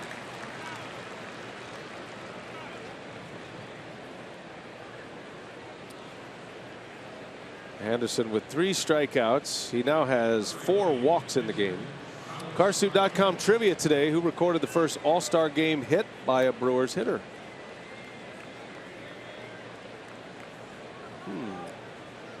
That might take you back to maybe 1970. Yeah. Got to go back a ways, I think. Martinez up there to bunt and pops it foul. Where are you going to be for the All-Star break? Taking a little downtime with the family. Yeah, nice, huh? I'll be watching though. Can't get away from it. Home run hitting contest on Monday. Then you have the All-Star game. I like the new home run derby format. I thought that was a big hit last year. Guys aren't taking as many pitches. Got a time frame, time limit. Moving it along. Yeah. At a little faster pace. It's not a bad idea for other parts of the game. They're trying. Martinez in the air to left, hit pretty well. Braun's going back, and he's got it. Tagging at first is Pham, and he's going to make it. That might be the furthest Butcher Boy hit I've ever seen. I mean, he pulled the bat back, almost hit it out of the ballpark. The idea with that is you pull the bat back, you try and hit it on the ground with the infield moving around, but he took Braun back to the warning track on that. That's impressive. It's not something you see every day. Check him out. He's got the bat out like he's going to bunt, pulls it back, and then takes Braun back to the warning track. And he's all balance, and ball's flying to left. Yeah. Works just like a sacrifice because Tommy Pham ends up at second base. So he did advance the runner. He'll be charged with an at-bat. Here's Greg Garcia, who saved a couple of runs here today already. Started at 3rd yesterday. He's getting the start at 2nd today. Heck of a play he just made, taking a hit away from Ramon Flores. And he made a couple of good plays over at 3rd yesterday in the game. Swinging the bat well.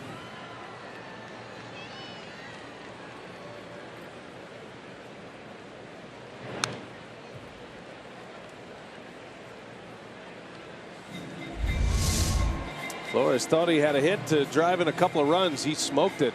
Bases loaded. Well, they thought about second base, but it didn't appear as though Diaz was going to be able to get there, so he goes to first. It's a great play by Jerko as well. The side short hop. Those can't be easy.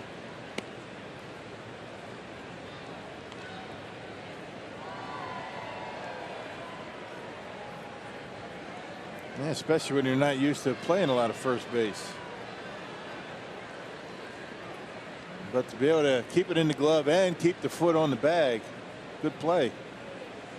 A middle infielder by trade, Jed Jerko.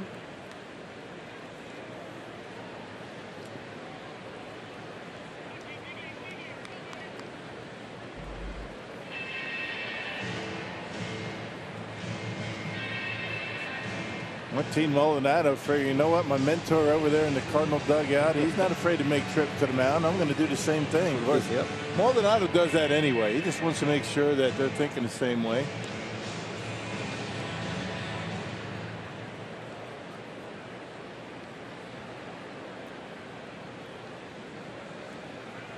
Two balls and a strike on Garcia. 2-2 now. He's a little late on that pitch. Notice Martin Maldonado tapping the ground with his catcher's mitt, making everybody think that Anderson's going to throw a curveball. He went with a fastball. You tap it loud enough so the hitter hears it. Maybe get into his head. He wasn't able to get the bat head out. Maybe it worked.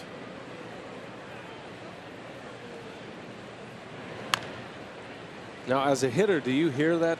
Yeah, I mean, if you do it loud enough. I mean, if you really want a ball down like that, you don't do it loud enough for the hitter to hear it. You just kind of set your glove down and tap it so it doesn't make any noise. But Maldonado just pounding the glove down on the ground, making Garcia think that a curveball's coming. You don't do that with a fastball. So if you're a hitter and you hear it, then you think, well, he's trying to make me hear something. It's not going to happen. Maybe I should look for the high fastball. And that's all you want, just that element of thought. Yeah, right. That's the one that gets you in the spin cycle. Right. A called strike 3. Garcia rung up. And out number 2 for Chase Anderson. See, it worked. I was completely wrapped up in the axle right there. I get it.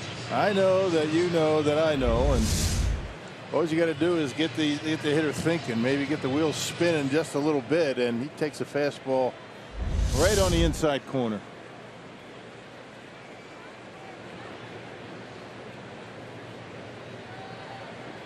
You used to do that in college, didn't you? Oh my gosh! Talk about.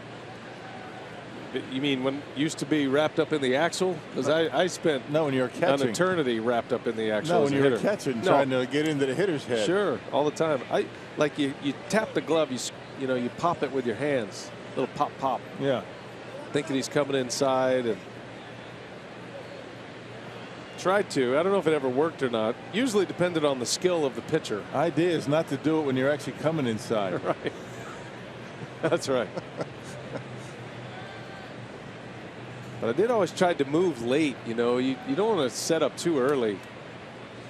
I felt like hitters could really sense that. Oh yeah. I mean, I don't know how to explain it. You could better explain it, but it's almost like, I don't know. It sounds different depending on where the catcher is. You can just sense when a guy's creeping inside a little bit too soon. If you do it late, you're so dialed into that pitcher that you really don't notice it. But if it happens late or happens early, I mean, you get a sense for where he is. It's such in the details too, and things you would never imagine. The squeak of a shin guard or a buckle, or things that you hear that can give you an idea where he's trying to set up. If he sets up too early, I remember Lucroy had that trouble early in his career. Right. Pitchers felt like he was setting up too early.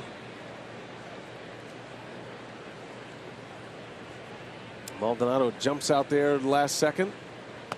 And that one just missed.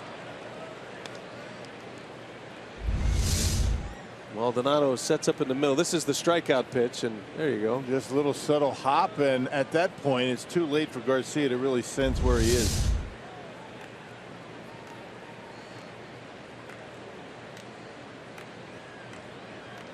Two to Aledmus Diaz. You try and be as quiet as you can when you're shifting. It's like, sneaking back into the house when you've been out too late. I wouldn't know anything about that. No. And neither would my 16-year-old. Head up the stairs and the stairs start creaking. Tell us more about that, Rock. Principal Pete, huh? Yeah. See, you thought he didn't know you were coming in late. No, he knew. He knew the whole time. There's a walk. So Anderson picking around the edges. Diaz draws the walk. 2 walks in the inning. And 5 walks in the game already. First and second with 2 outs. Yeah, walked 5 his last time out against the Cardinals. 5 walks in 4 1/3.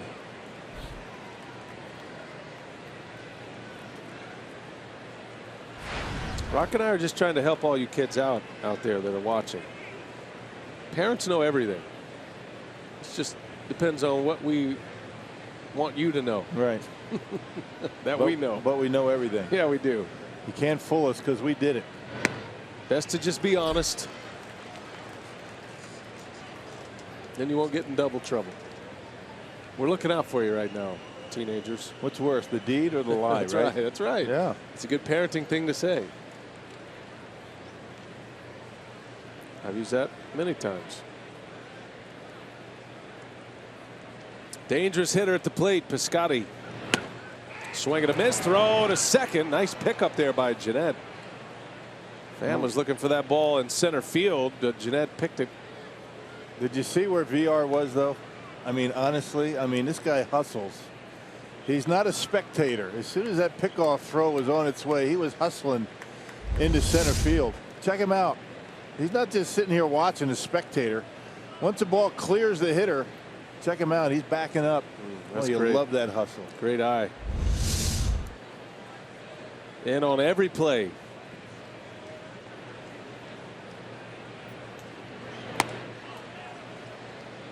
Every player has something to do on every play. You should never just stand around. There's somewhere to be. Yeah.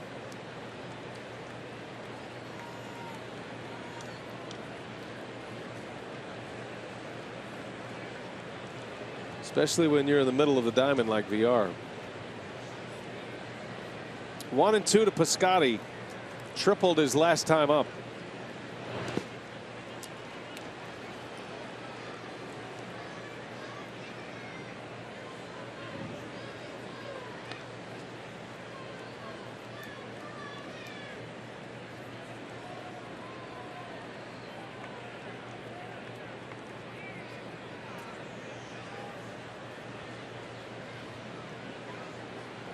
Two-two the count. Anderson grinding his way through this ball game today, and a swing and a miss. He got him on a changeup. 5 strikeouts, 5 walks, 4 innings, 93 pitches. But the Brewers are in it. It's 2-1 St. Louis.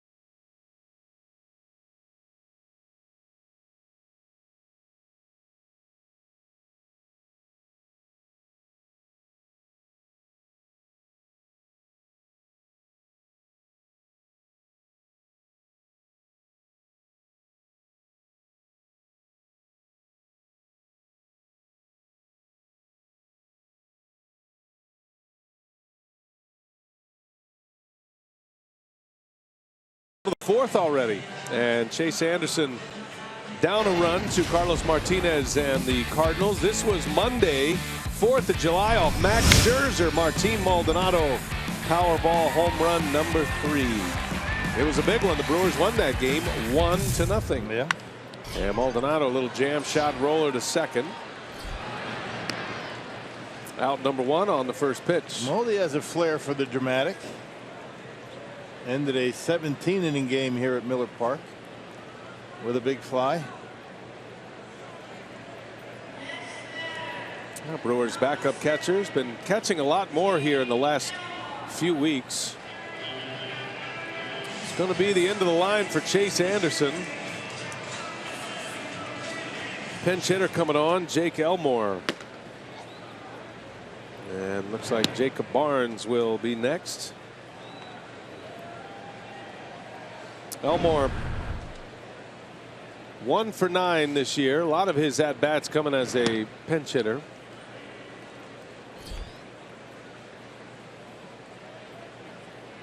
was having a good year down in AAA.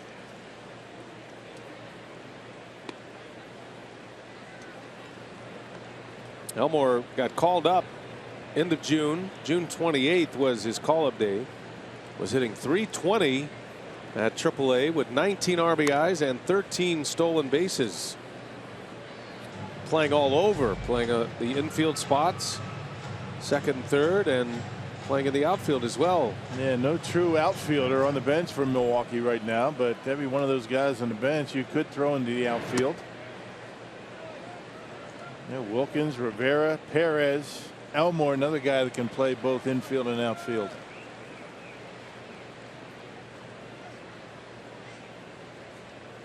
Full count with one away. And there is ball 4, and the walks continue to pile up. Walks and pitches. Here comes VR, top of the order. VR today has a hit. He stole 2 bases. There you see his day at the plate, presented by Wendy's. Scored a run, the lone run. So stolen bases before the All-Star break in franchise history. Tommy Harper in '69 did it as a member of the Seattle Pilots. That became the Brewers in '70. Posednik on his way to a 70 stolen base season at 34 before the break, and now VR with 2 in the same inning and the same sequence in the third has 31.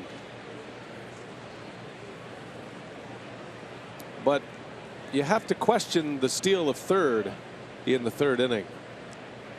It's stacking up the numbers, and he does play very aggressive, and he wants to advance bases as best he can, but that's not exactly the right move with a big guy like Carter at the plate, who's in scoring position himself when he stands up at the plate. You just don't want to do that and make outs. It would have been, he would have been out had Peralta been able to hold on to the baseball. He dropped it.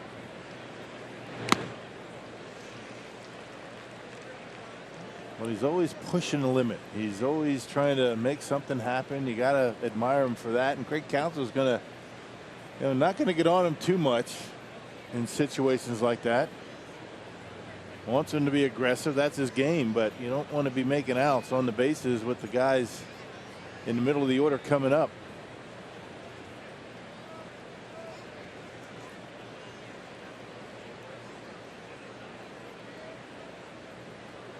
Up, he said. See if he throws one up there. All right, throw a changeup. Maybe that's what he said. Changeup. I missed the change part. It's fascinating watching these two guys. Yeah. There's a lot of conversation, and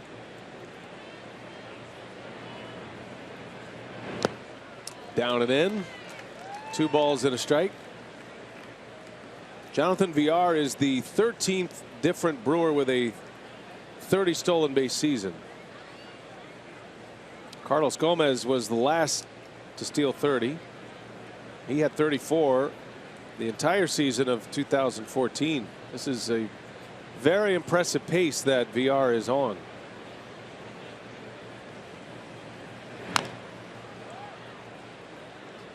And just about every time he gets on first base, he's looking to take off. 2 today, and going to make sure you're smart about it. 31 stolen bases, been caught 9 times. Both lead the majors. 2-2 to VR. Outside, a ball. 3-2 the count.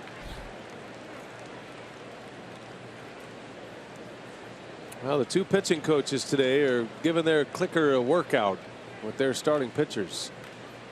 That bullpen's going to get a workout too.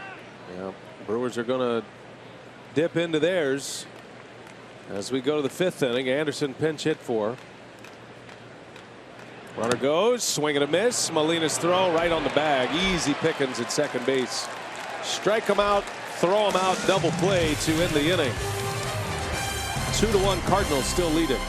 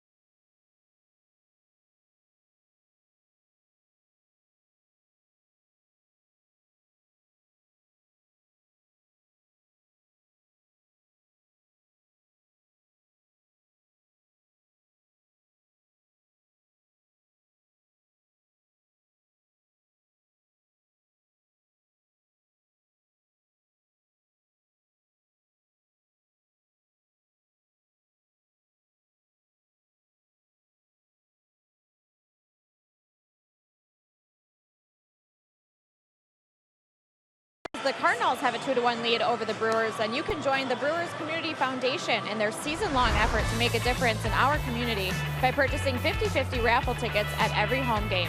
Proceeds will support nonprofit organizations in the areas of health, education, recreation, and basic needs. One lucky fan will take home half of the game day ticket sales. Jacob Barnes is the new pitcher for Milwaukee. Chase Anderson goes 4 innings, allows 2 runs, 5 walks, 5 strikeouts for Anderson. And Barnes will try to give Counsell a couple of innings here, you would think, and try to keep the Brewers within a run as they head to the dugout in the 5th. Randall Grichuk will lead off for St. Louis. Peralta to follow, and then Molina. It's been a while for Barnes. He hasn't pitched since Sunday at St. Louis, so we'll see that arm's refreshed. We'll see how the location is for him. Gave up a run in 2/3 of an inning.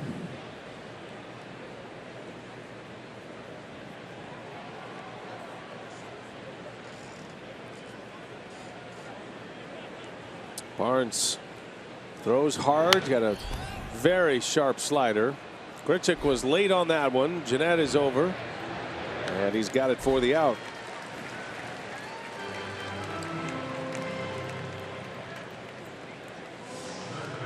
Barnes has been able to survive a number of waves in that bullpen. He got called up. He was impressive. His first 2 outings in the big leagues, that was in Philadelphia.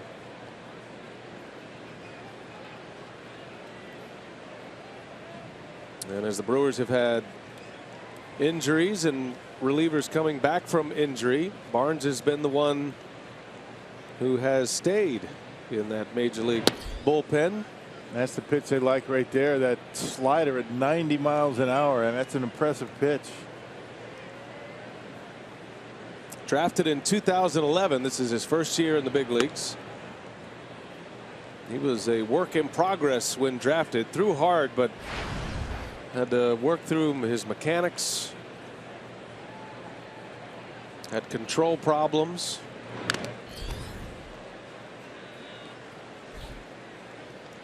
But he found it this year in AAA. Barnes had a 1.21 earned run average and an opponent's batting average of 184 at Colorado Springs, which is a very tough place to pitch. Was called up on June 2nd. He's just taking the bat right out of the hands of Peralta. That came in at 98.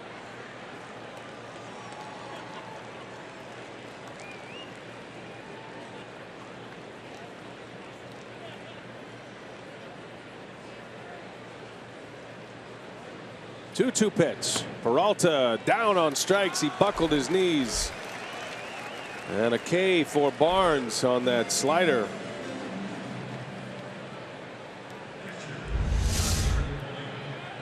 Well, there you see the dot. That's a slider. It doesn't have a lot of break to it, but able to catch the outside corner.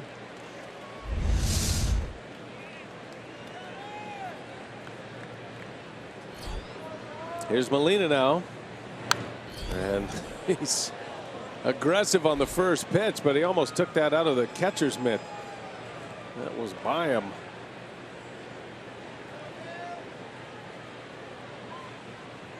That's not an area very often you get a baseball. Wow. Cheddar cheese right on the black, and Molina's down 0-2. This guy's fun to watch. And it's easy cheese. I mean, nice easy delivery, and just jumps out of his hand. Trying to make it a 3-up, 3-down inning. Got Molina down 0-2. Fastball missed.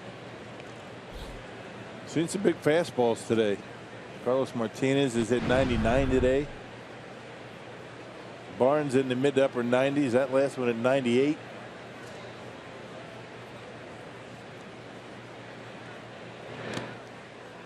And Molina lays off the slider. 2-2 now. 2 walks for Molina.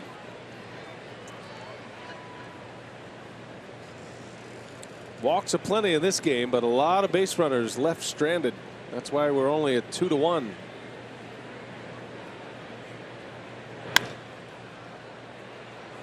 Molina just can't get around on that fastball.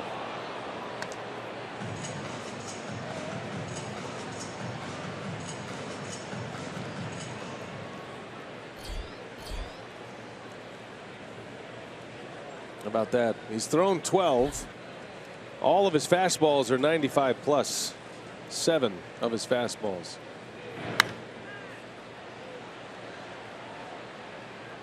That looked more like a curveball there, huh? Yeah, 84 miles an hour. Tried to put a little bit more tilt on it.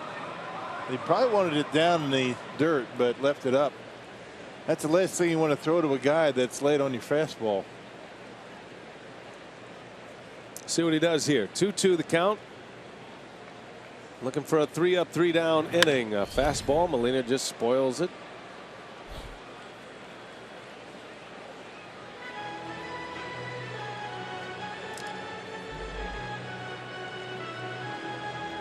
There is an art to staying alive as a hitter in the big leagues. And Molina's doing it right now. Looking for a mistake. Fight off the tough pitches. Look for a mistake. He got one on that curveball that Barnes threw. Missed it.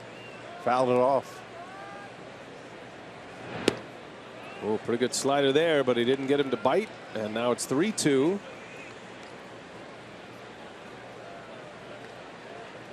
It's the kind of at-bat the young Yadier Molina never had. He's turned himself into a really good hitter. And he got him. Fastball down and away, and a strikeout for Barnes. We love cheese in Wisconsin, don't we? Barnes offering plenty. Easy cheese, as Rock says. 3-up and 3-down inning.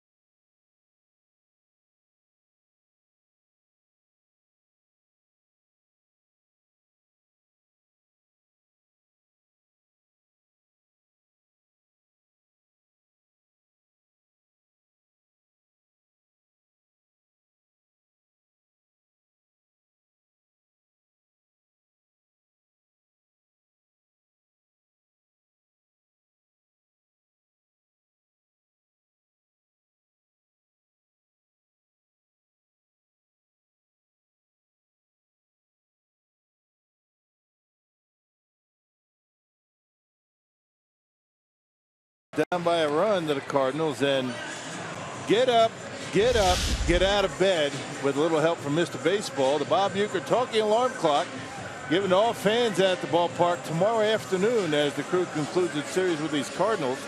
That's all courtesy of Toyota. Great seats are still available at Brewers.com.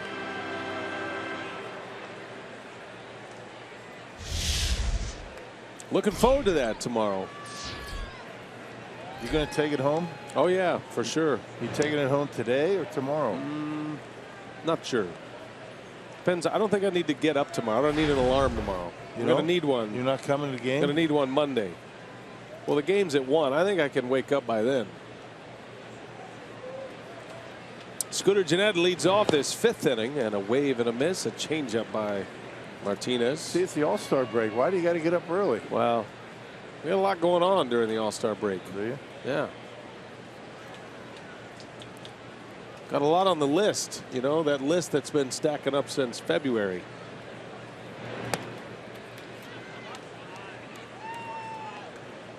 Is that list going to be able to be accomplished with scissors and a hammer? Yes, a ball peen hammer. Yes, scissors and duct tape. Everything on the list can be accomplished with those 3 items.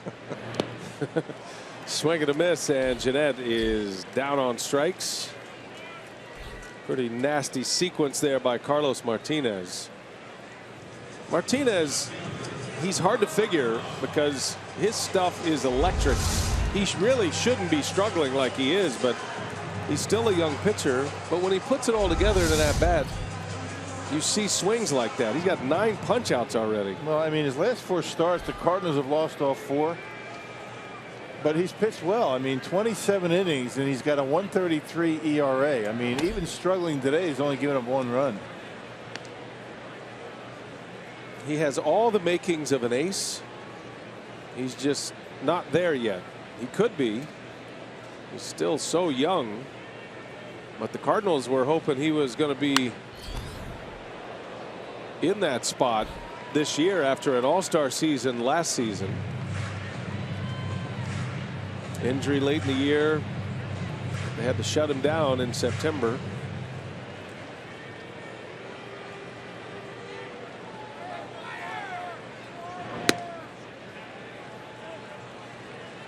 Can't imagine what kind of an impact Yadier Molina has had on this kid.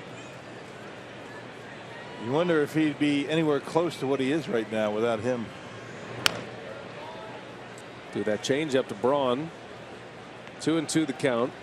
He talked to hitters about Martinez. They just, last time the Brewers saw him, I mean, there are at-bats that they say there's no chance because of his array of stuff.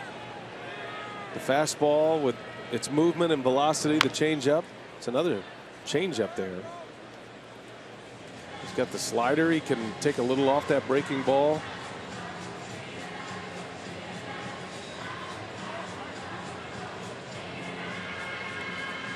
And when he gets in a pinch, he can give you 99 miles an hour.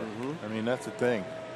So it's fairly common when he is walking guys that he leaves a lot on base. That's just a wicked breaking ball right there for strikeout number 10. So it'll be Chris Carter. Brewers are down a run. Carter with the home run ball yesterday. What'd you see from last night, partner? Well, just staying inside the baseball, the knob of the bat, leading the bat through the strike zone, and that's why you're able to get big power going into center field and to right field. The first home run you saw was up a little bit. That second one was down. You can see the point of contact. It's all about point of contact. You take the same swing as Chris Carter gets hit by a pitch. And point of contact is very important. The one on the left is the one to center field. You can see the point of contact is out here a little bit further. And then the one in the right field, he makes contact back in here a little bit. So, you know, you take the same swing. Timing is all about when you start your swing and the point of contact. And you see the solid foundation in the legs. And that's how Chris Carter gets that big power. Nice, easy swing. Good foundation with the lower half. And making good, solid contact. Well, he just got drilled, and now it'll be Neuenhuis. 2 outs, a man at first. Kirk with an RBI single his last time up. Had a stolen base. 3 steals in the inning for the Brewers in the third. There's the change again. Out in front was Neuenhuis. That RBI single for Neuenhuis came with 2 outs and 2 strikes.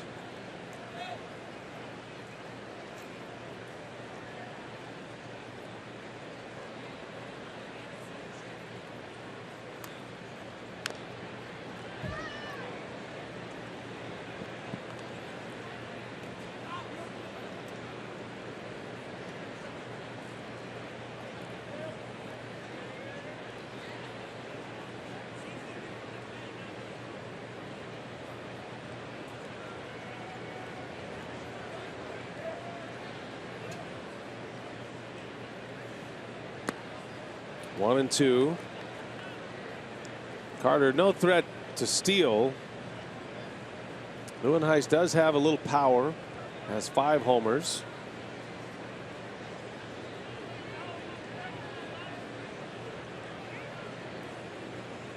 Trying to get Carter on the move. Brewers are down a run, 2-1. Pitch count rising for Martinez, likely his last inning. Chase Anderson, the Brewers starter, went 4, giving up 2 runs. He's on the hook for the loss right now. 10 strikeouts for Martinez. Still throwing in 96 to 98.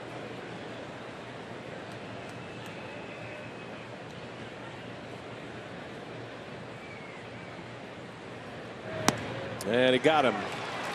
Backdoor slider struck him out. 11 punch outs. Might be his last hitter. He's through 5. 2-1 Cardinals.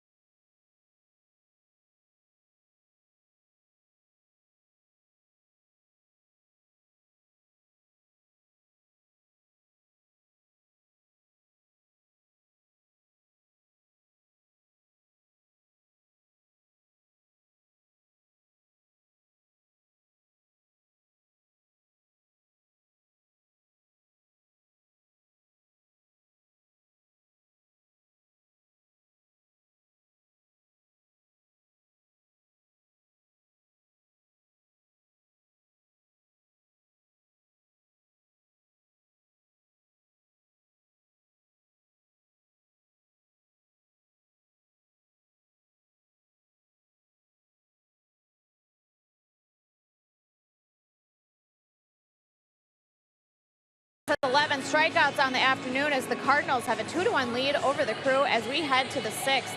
Our T-Mobile greater coverage of baseball, we take a look at some news and notes from around the league, and Steven Strasburg remains unbeaten. He moved to 12-0 last night, a .262 earned run average. He went 7 innings, just 1 run allowed, 9 strikeouts as well. And Yasmani Grandal had a terrific night at the plate, going 5 for 5, 3 home runs, 6 RBIs for the Dodgers catcher. And some injury news, also all-star related. Craig Kimbrell for the Red Sox, he will have a meniscus surgery. He'll miss 3 to 6 weeks. So the Red Sox acquired reliever Brad Ziegler as well. All right, thanks, Sophia. Yeah, Kimbrell injured his knee shagging fly balls during batting practice. There's a good play over third base by Middlebrooks. Starts the 6th inning. Well done. Jacob Barnes returns to the mound, and Middlebrooks, nice play at third to get the Cardinal lead man in the 6th. Yeah, in the shadows and then in the sun, able to backhand it and off balance throw to get his man. Good play to start this 6th inning. Yeah, Craig Kimbrell shagging flies reminds you of Mariano Rivera back a few years ago. Right. There's a good play by VR, and Pham is retired. So 2 quick outs for Jacob Barnes. 2 excellent plays by infielders. And Barnes has retired 5 straight. Have a pinch hitter for Martinez. Matt Adams will hit. So the Cardinals starter is out after 5. And a career high 11 strikeouts. 11 Ks. Gave up 4 walks and hit a batter.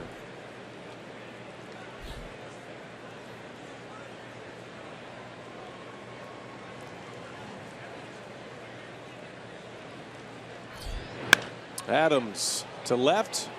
Braun eases over. And he's got it for the out. Quick inning. Jacob Barnes, impressive. 2 scoreless innings. A 5-pitch 6 for Barnes.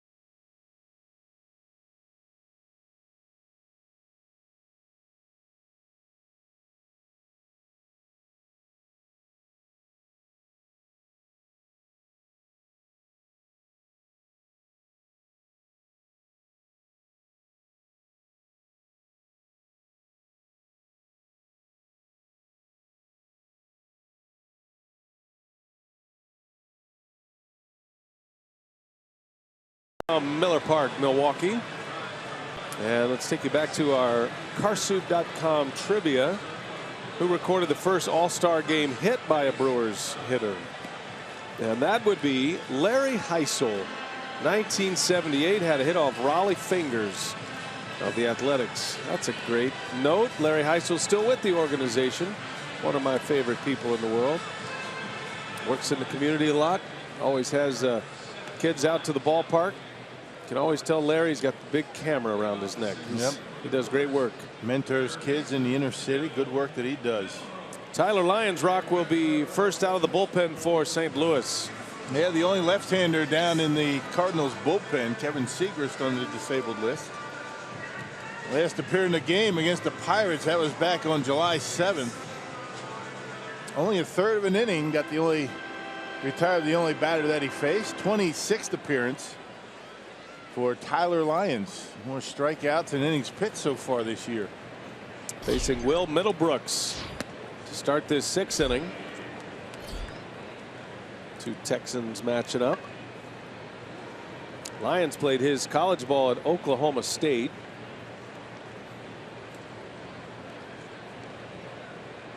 And he's been a good option for Matheny. He can give you multiple innings as well. Segrist is on the disabled list. He has mono, an illness that he cannot shake.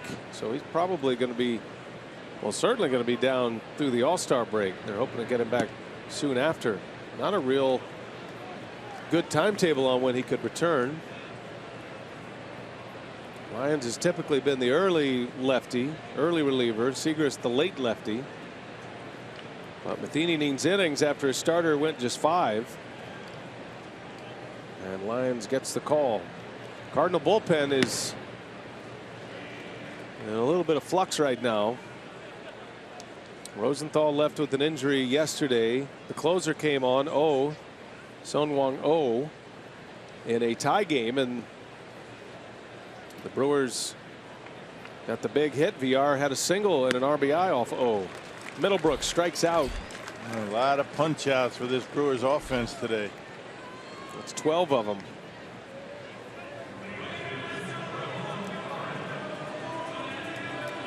Now, one of the biggest plays of the game happened with Flores at the plate in the 3rd inning.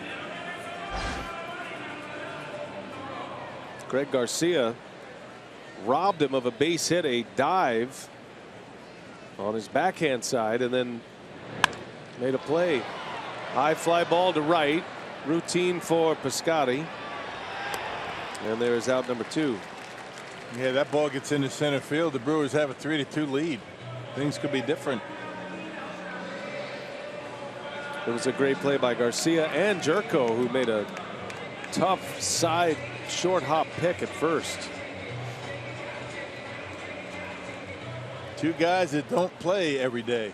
We're starting to get a little bit more playing time with all the injuries that the Cardinals have suffered. 2 gone. Here's Maldonado.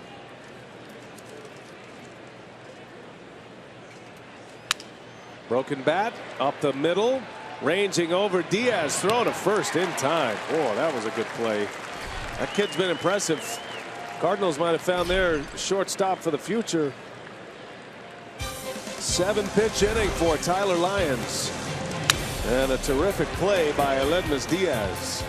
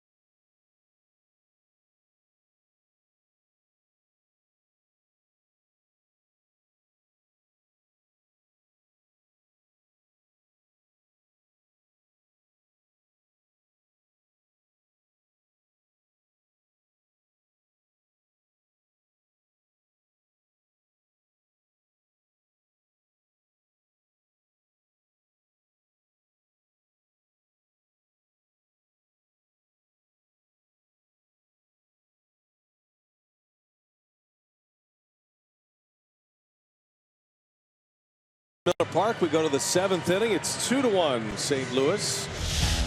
And for the first time ever, the Baseball Hall of Fame is on tour, featuring an IMAX history of baseball movie, plus an entire virtual reality gallery that puts you in the game. It's coming to Miller Park July 15th through the 31st, and tickets are available at hallofametour.com.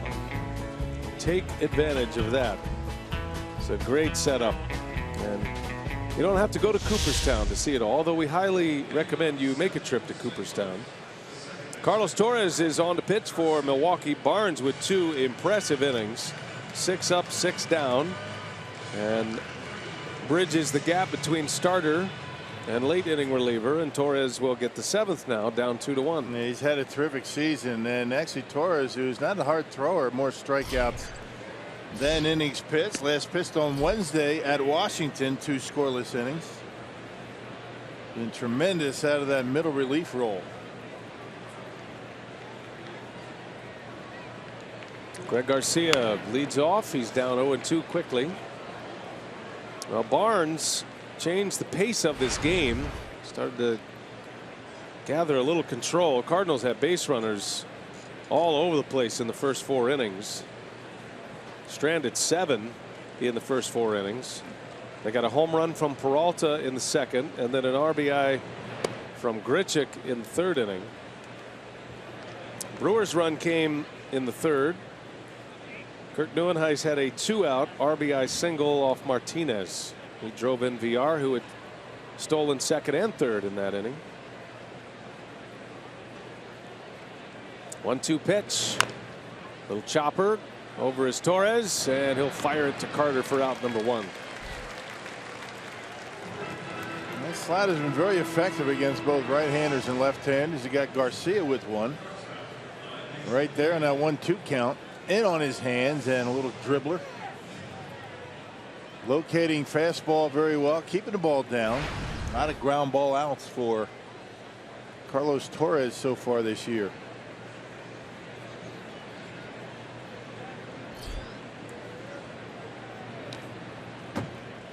Aledmys Diaz now 0 for 2 with a walk today. Just made a nice play at short to get Maldonado.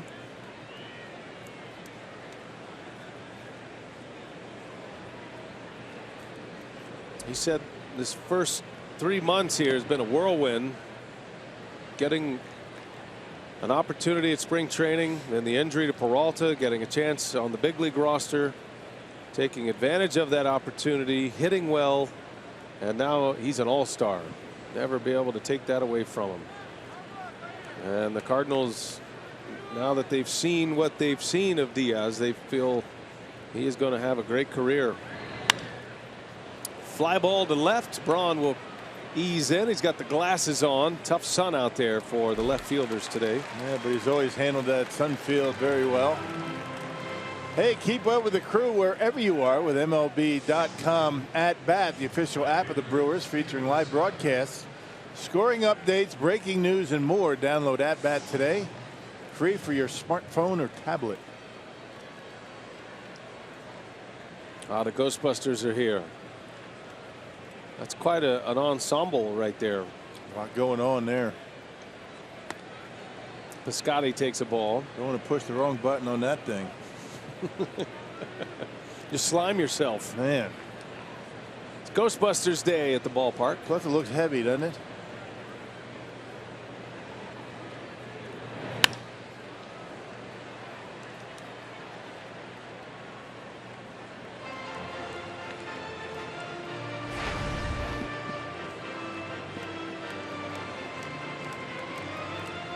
The theme days have been a big hit this year. Ghostbusters Day, Star Wars Day, Bill Schroeder Day. That's every day here. Every day. That's right. Every day. Ground ball. Nice play. Torres. And a nice and tidy 3 up, 3 down inning. Relievers have come on, done a good job. Brewers down a run. Stretch time at Miller Park. Who are you going to call?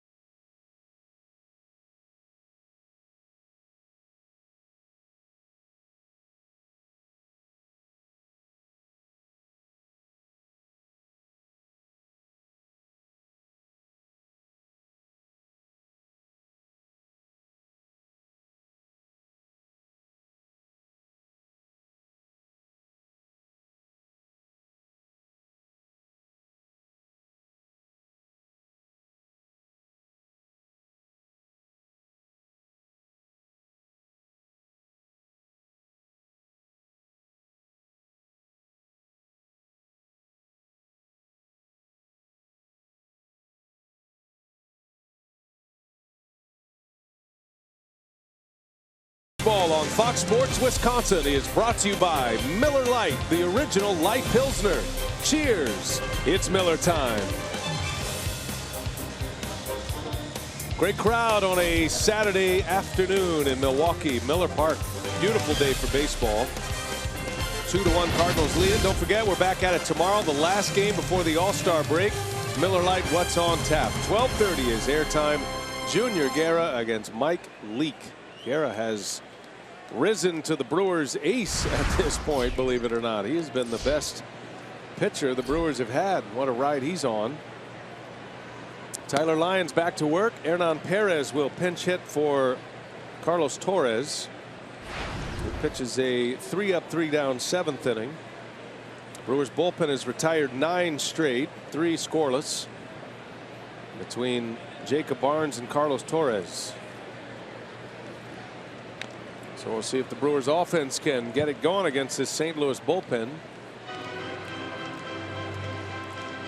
Been a high strikeout day for Darnell Cole's offense today. He doesn't like the strikeouts. But the Cardinal pitchers have racked up 12 in this game. Martinez had 11, matched a career best for him.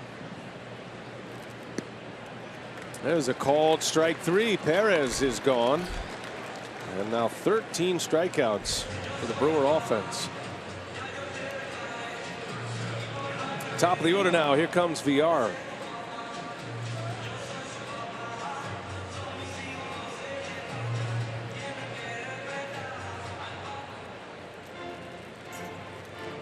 There have been 19 outs in this game for the Cardinal pitchers, and 13 of those have been strikeouts. Only 6 outs coming other than a K in this one. Fielders are optional.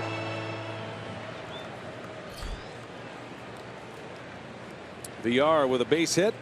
He singled and scored in the 3rd. In the air, left center. Sounded like it was off the end of the bat.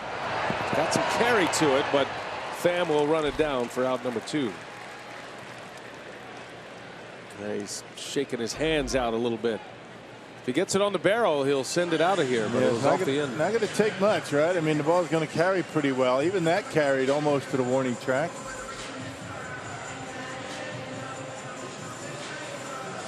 I'll bring up Scooter Gennett with 2 outs. Cardinal pitching twice this year has had double-digit strikeout games. Martinez today against the Brewers with 11. The other was also against the Brewers back in April. Jaime Garcia, as part of a 1-hit effort in a complete game, struck out 13.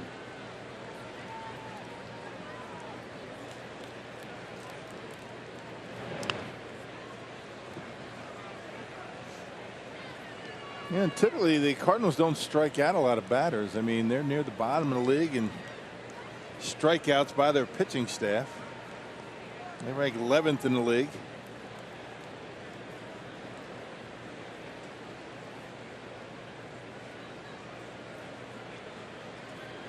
Oh-2 to Gennett. And he got him. Boy, Lyons, impressive 2 innings there. 2 7-pitch innings and 3 punch-outs for Tyler Lyons.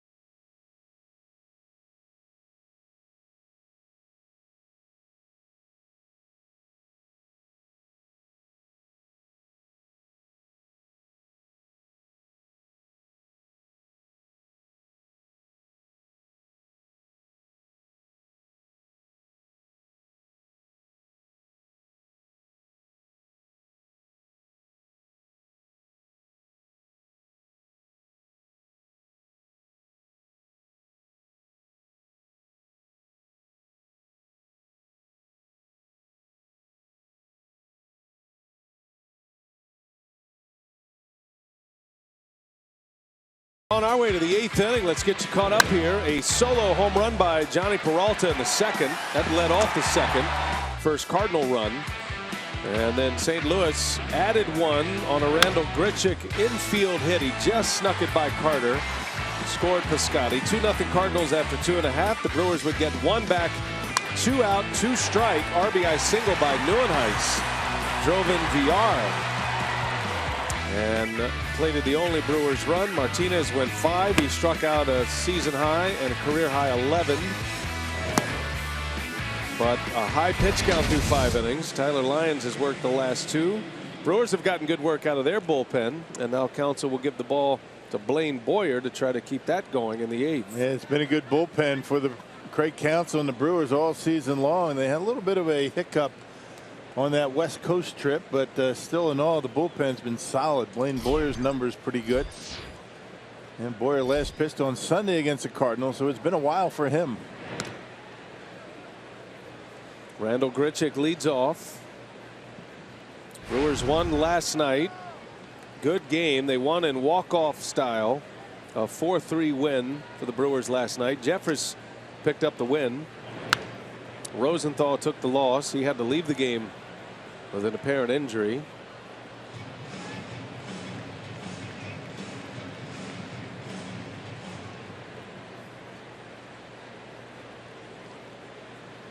One and one the count. Grichuk had that infield hit and the RBI his second time up.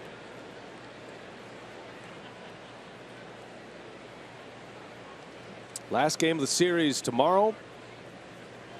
Both of these teams will have one representative. Jonathan Lucroy for the Brewers and Aledmys Diaz for the Cardinals at the All-Star game Tuesday.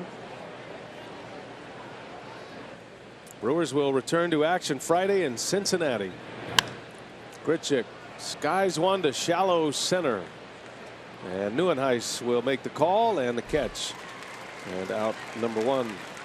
Well, great moment before the game today. Our friends from Stars and Stripes Honor Flight were here and being honored down on the field. Got a great hand, and it's just so inspiring to see these veterans. And we were at an event earlier this year when they arrived in Milwaukee. The Honor Flight takes World War II and Korean War veterans to DC. It's a one-day trip, and it is life-changing for many of them, and they get to maybe get some closure too on a lot of names that they see. Some of their got a Holocaust survivor down there. You got a 94-year-old that served in the Navy 1940 to 1947. Peralta on the ground to short. VR will wind it up, and there is out number 2. Henry Behrens was 21 years old. He was on a submarine that was out on patrol at Pearl Harbor when the attack happened, so he was lucky he wasn't involved in that. Well, the stories are just, they're mind-blowing, and we try to give them as much attention as we can because first they deserve it, but they're just so important to where we are now as a nation and the sacrifice that they gave, and all of our servicemen and women that are still active duty. If you're watching out there, we thank you for your service and your work. And it's great to honor the Honor Flight group, the Stars and Stripes Honor Flight. And we encourage you to make donations if you can. Donate your time. Yeah. Go to one of the events, one of the arrivals at the airport. Last time we were there were about, I don't know, about 1,000 people at Mitchell Airport to greet these veterans on their way back. It was a beautiful scene. Yeah, Sam Rowland was in World War II in the Navy. He was 100 years old when he was down there. He's good for him.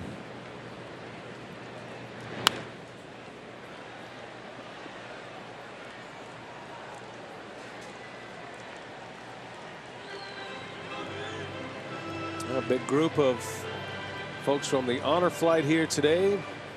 Another big group from the American Junior Golf Association, doing great work with our kids. So a lot of fun here. Always more fun in a group, and you can do that at Miller Park. Line drive, gonna split the gap. All the way to the wall it goes. Molina on his way to second. And it's a double for the Cardinal catcher. He's been on 3 times today. That snaps a run of 11 straight retired by the Brewer bullpen. A 2-out double by Molina. A couple of walks and a double now for Yadier Molina. And taking that fastball and doing what he does best. That was what was so surprising about that home run he hit yesterday off of Will Smith. Hit a home run to left field. Doesn't pull too many. Able to drive that one into the gap.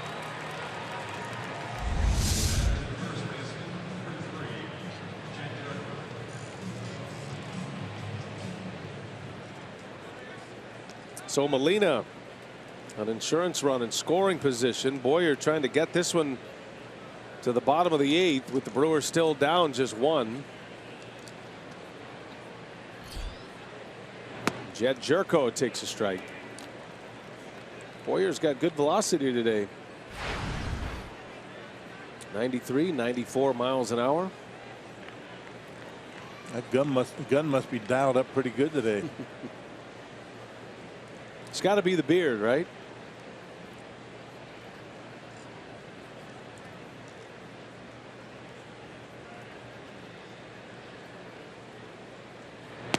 You know, one Brewer's beard has bitten the dust. Chris Capuano shaved his yesterday. I heard that. I haven't seen him yet. He shaved his beard off. He said he's going to shave it off to get a rally going. That's when the Brewers hit their 2 home runs. How about that? In the inning. That must have been a process to shave that beard off. It was dense. Like U.S. Open rough.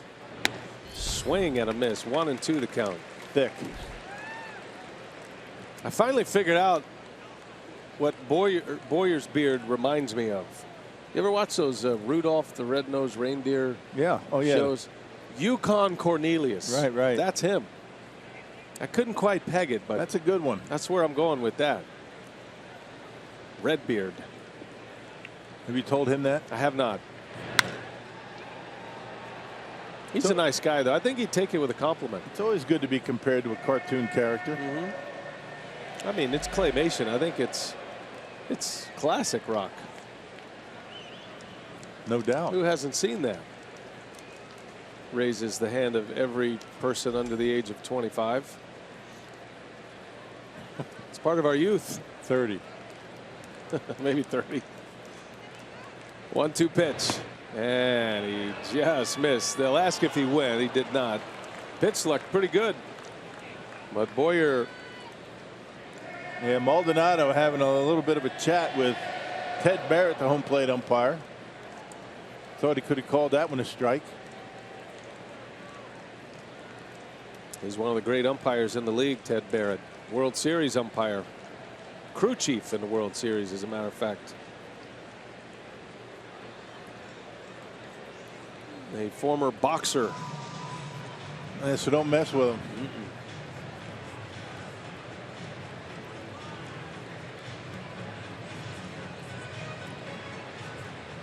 Going through the next pitch here.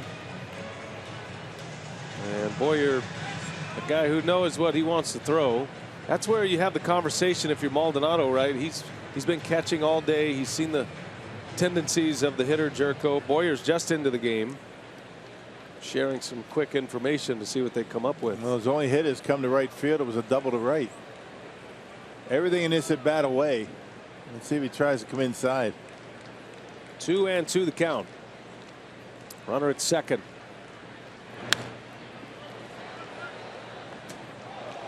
Jerko's wise. He wasn't going to let another one go by. He could have easily been rung up on pitch number 5.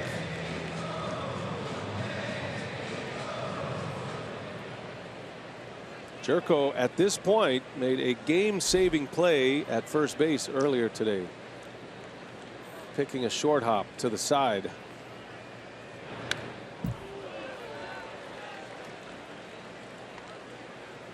Looks like down and away is the place to pitch him, according to Fox Tracks, that cluster for Boyer. Well, when you're able to foul off a pitch at that far outside number 7, you're really vulnerable to a fastball in, but you better make sure you get it in there. Obviously looking away because of that cluster.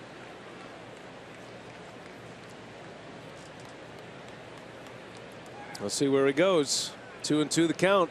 Inside, and he shatters his bat. The ball is foul. The head of the bat is fair. Well, good call, Rock. He just blew up Jed Jerko's bat. Yeah, you can't cover both sides of the plate. I mean, if you're covering outside one time after another, you're really selling out, and you foul off a pitch that's about 3-4 inches outside.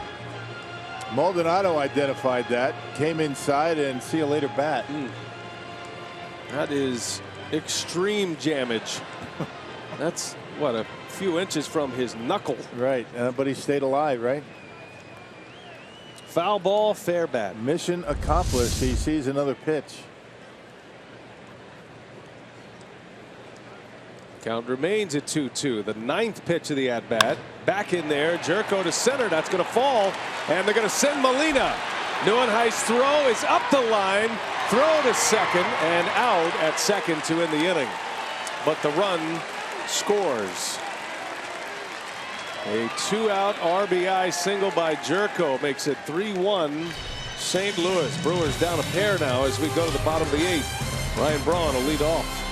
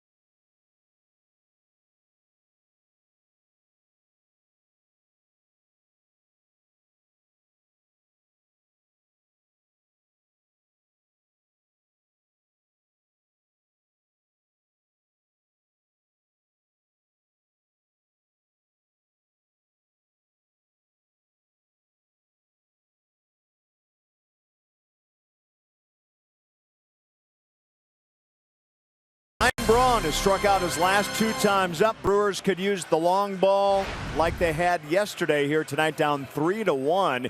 We're going to cover Brewers Live post game on the way here from Craig Counsell and the crew as per usual here on Fox Sports Wisconsin. Brewers trying to grab this series, but they're going to have to rally. Of course, we know the last 13 series have all belonged to the St. Louis Cardinals, so the Brewers trying to turn those fortunes around this weekend before the All-Star break is up. Rock's going to join me, Sophia as well, all coming up in just a few minutes on Brewers Live. BA. All right, Craig, thanks. Looking forward to that. Brewers have some work to do. They're down a pair with Braun leading off. Jed Jerko with a 2-out RBI single, 2-strike 2-out RBI single.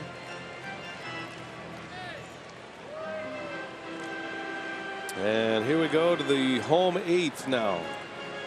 Lyons is back out there, Rock, for a 3rd inning. His pitch count is in great shape. He has thrown 14 pitches. He has had 2 7-pitch innings, and he has 12 strikes and 2 balls in that 14-pitch window. Just 2 out of the strike zone. And 3 strikeouts. I mean, so yeah, the strikeouts normally will cost you a few pitches. Molina gets one just to put a cap on the day for him. Don't rub it. Nope, trainer doesn't come out. See Molina shushing him away. Trainer doesn't like that too much. Just trying to help. Ooh, direct hit.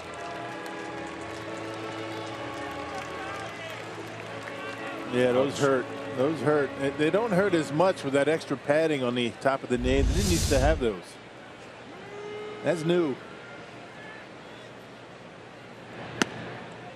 There's a strike, breaking ball in there. He's had a good curveball today.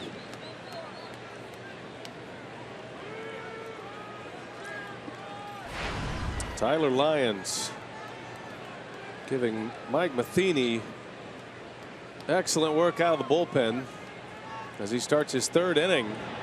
And he strikes out Ryan Braun for out number 1. The K's keep coming for Cardinal pitchers. That's the 4th for Lyons. 15 strikeouts today for Cardinal pitchers. Man. Another breaking pitch. This one a slider. And Ryan right over the top of it. These sliders, curveballs, fastballs for Lyons, and he has been pretty good. Has not allowed a base runner.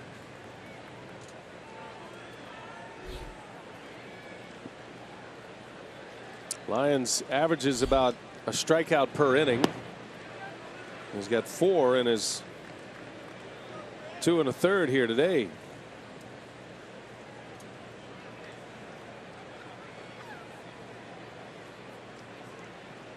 Chris Carter, Brewers are down 2. It's a big run the Cardinals picked up in the top of this inning.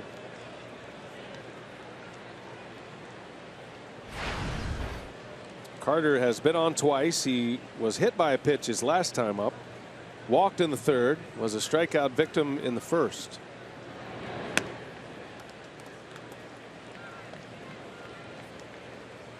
Lyons has pitched across multiple innings a number of times this year. As a matter of fact, went 4 2/3 innings in a game earlier this season in June in Seattle. But he has a number of 2-inning performances. He went 3 innings against the Cubs in May, 3 shutout innings. So this is not unfamiliar territory for Tyler Lyons. Yeah, coming in 38 innings in 25 games. So yeah, as the only left-hander in that pen, that becomes important.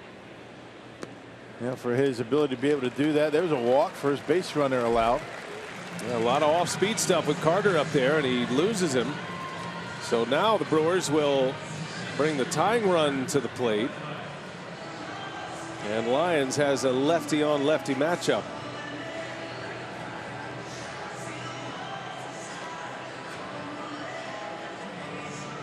Neuenhuis 1 for 2, a base hit, RBI in the 3rd. He stole a base. He's walked and struck out today as well.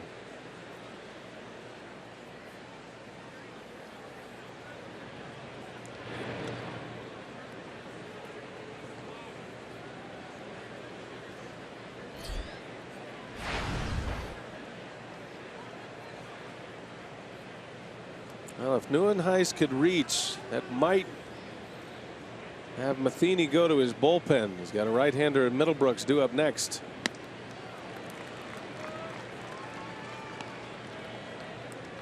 Matt Bowman, who we saw last night, pitched well last night. He'll be on for St. Louis next. Yeah, he pitched across 2 innings, inning in the 3rd last night. No balls, 1 strike.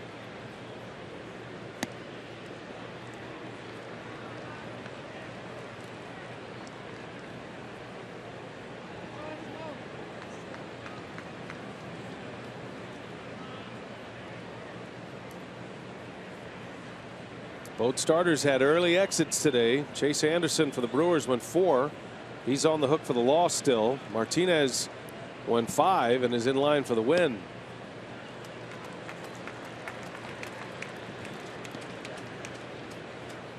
And a lot of off-speed stuff. Curveballs, sliders from Lyons.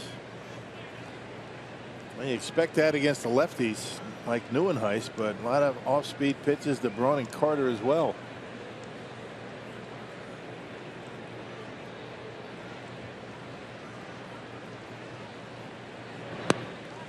It's down. It's 3-1 now to Neuenhuis. Yeah, showing signs of fatigue, perhaps. Out of Lyons, he was pretty efficient first 2 innings.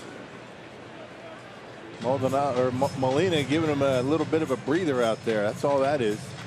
He's thrown as many pitches in this inning with 1 out than he did in the first 2 innings he had combined.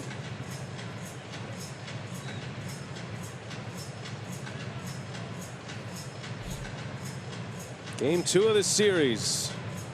Wrapping up tomorrow and then off until next Friday in Cincinnati. Brewers road trip will be Cincinnati, Pittsburgh, coming out of the All-Star break. 3-1 the count. And a spinner misses down and away. Lyons thought he had a strike. Instead, it is a walk.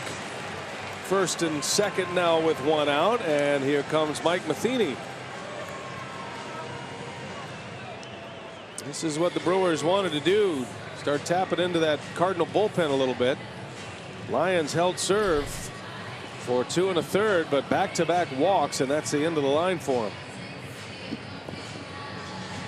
Pitching change. Bowman is coming in a late game, high leverage situation for St. Louis. We'll take a break.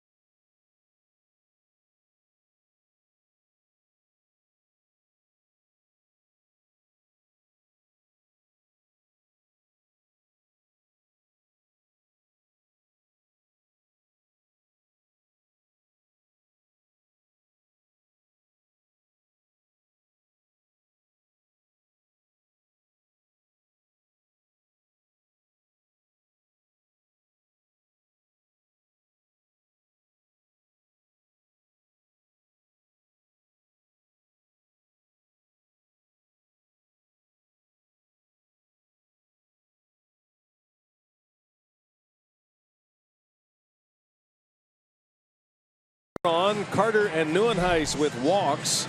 Pitching change for Matheny, and Craig Counsell is going to make his play right now. His best bench bat, Jonathan Lucroy. The All-Star will hit for Middlebrooks.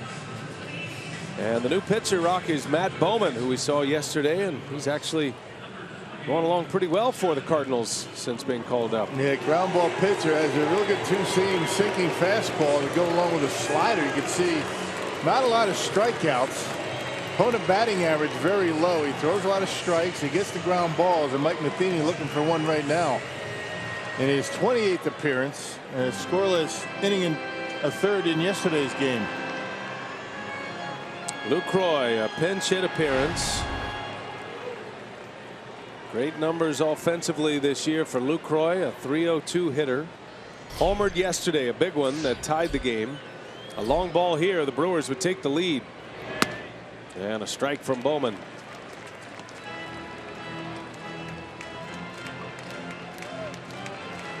Jonathan hitting for Will Middlebrooks. 6th spot in the lineup.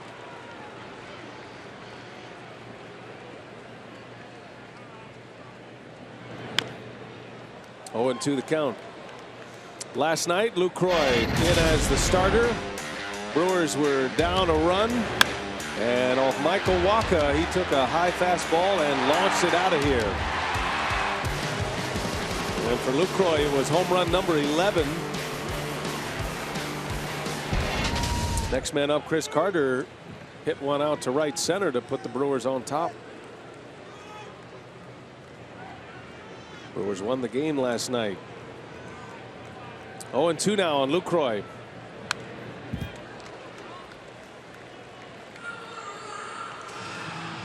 Just trying to elevate the baseball a little bit. The last thing he wants to do is hit a ground ball. That's what Bowman specializes in, getting those double play balls. Lucroy as a pinch hitter this year is 0 for 4.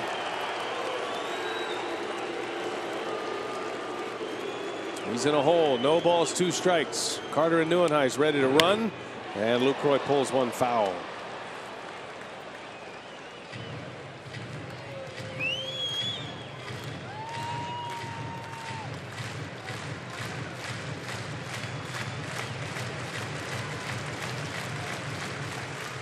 Jonathan named to his second All-Star team. He was the All-Star starter 2 years ago when Molina was injured.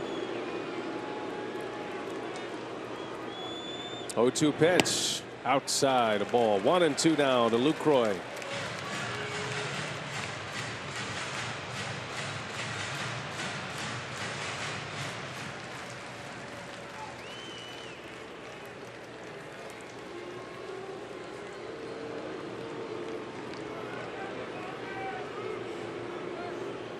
Crowd with some Luke chants.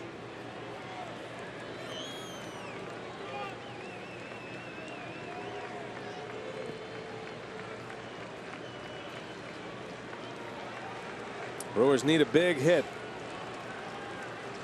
Only 4 hits for the Crew today.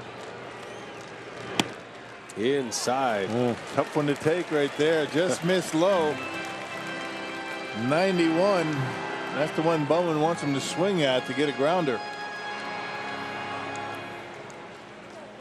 2-2 now. Young pitcher like Bowman just lets it ride with Molina, whatever he decides. Takes the thinking out of it for a pitcher. 2-2 the count, and Lucroy on the ground. Diaz shovels it over to second, and just what the Cardinals were looking for, a double play to end the inning. Bowman gets out of it. Cardinals still lead 3-1 as we go to the 9th inning.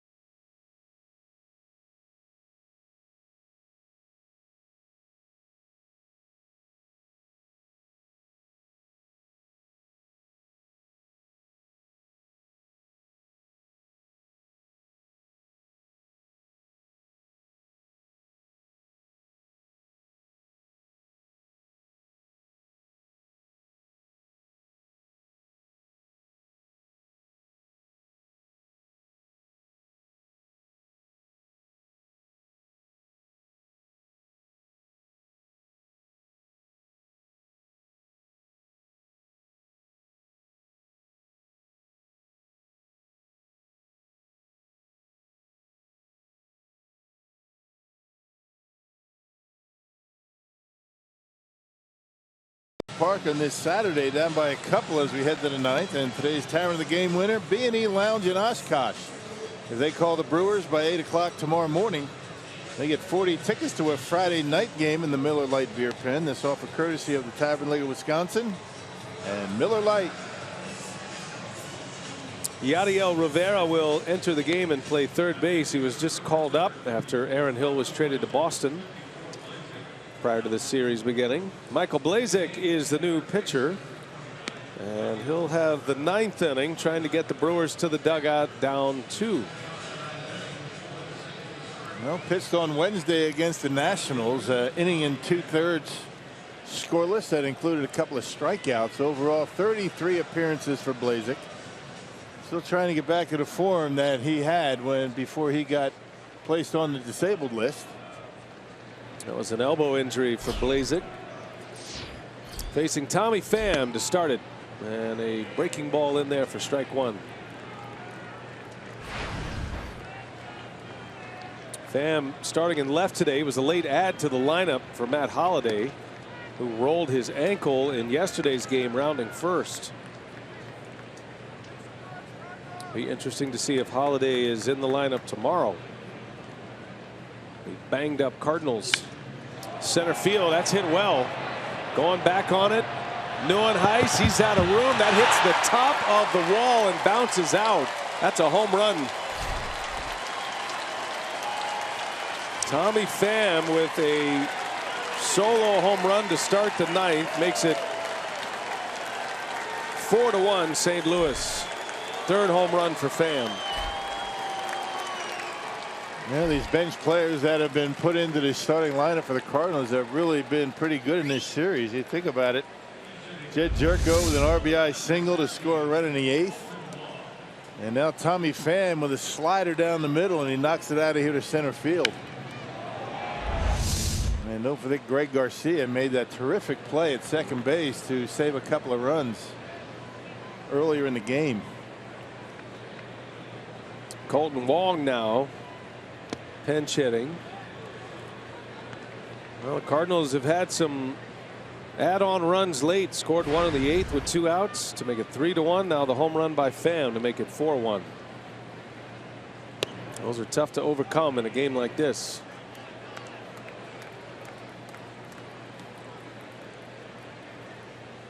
That's the second home run that has hit the top of the fence and caromed out. Lucroy had one yesterday.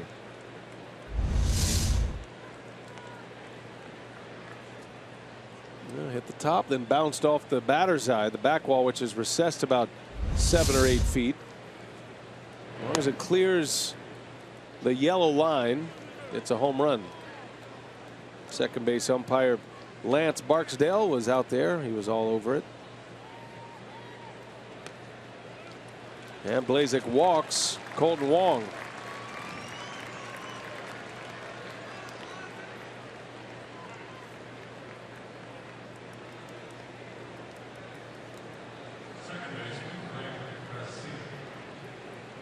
Back to the top of the order now, Greg Garcia.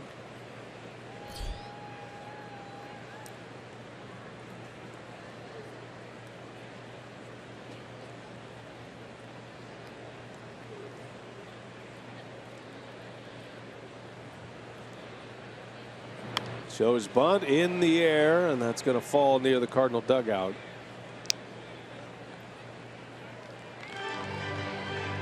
And Mike Matheny once more. He wants to get Wong into scoring position. Dropping out a bunt up by 3 runs. Interesting. Matheny's got Jonathan Broxton up. So right now it would be a safe situation. Matheny hasn't pinned down one pitcher as his closer yet after he removed Rosenthal from the job. O gave up the hit to VR last night to end the game. Looks like Broxton may be next.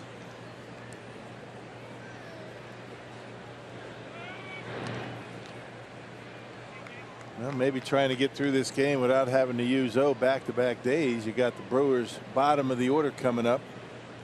He has been pretty busy 3 days in a row. Probably trying to get through yesterday's game without using him. There goes a runner and a swing and a foul. But when Rosenthal got hurt, Matheny had no choice but to bring on O. You talk to most managers, philosophically they would rather not have a defined closer. They'd rather be able to mix and match depending on workload, depending on pitcher batter matchup, numbers and whatnot. They'd rather have the flexibility, but that's not where the game is. But it's trending that way. I know Craig Counsell has talked a lot about it because when the year started, before Will Smith's injury, he was going to have a co-closer, a right-hander and a left-hander, Jefferson Smith, and was going to mix and match those two. But then when Smith got hurt, Jeffress became the closer, and he's been dominant. So it's hard to take a guy out of that role when he's had so much success. But one thing Counsell has done with Jeffress, he will not pitch him 4 days in a row. And they keep a close eye on the workload. So there have been times when others have gotten save opportunities. Tyler Thornburg on a couple of occasions. Yeah, Torres has a save, a couple of saves, and Lane Boyer has a save. That's not the way it was with Francisco Rodriguez. He was the closer. He would come into a game in a save situation no matter how many days in a row he had pitched. Right. Veteran guy for sure. But not too many bullpens are successful without that defined closer. The one guy that's going to be out there and they lead in the 9th inning. Everybody else falls into place. One problem with that is, and it doesn't happen very often, when you have a situation like today, you got O not available apparently. You got to have somebody else, but it's always good to have a guy like Jonathan Broxton who's saved plenty of games in his career. Runner takes off, pitches inside, ball 4. Blazek's having a tough time here in the 9th. Home run to start it by Pham. Back-to-back walks now. 2 on, nobody out. And Derek Johnson's on his way out.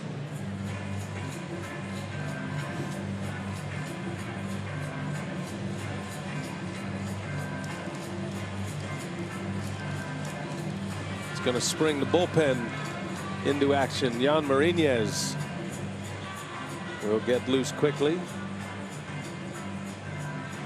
You're right about Blazek though, Rock. He hasn't been himself. He hasn't been sharp since going on the DL and then coming back from the DL. Probably tells you there's still something going on with his throwing arm. Yeah, before he went on the disabled list, I mean, I guess he had a couple of outings that were a little bit subpar for him, but I mean, he and Thornburg had some of the cleanest, quickest innings in the beginning of the year that you could have. I mean, not walking guys, getting ahead in the count. And with Blazek, all 3 of his pitches, he was able to throw for strikes.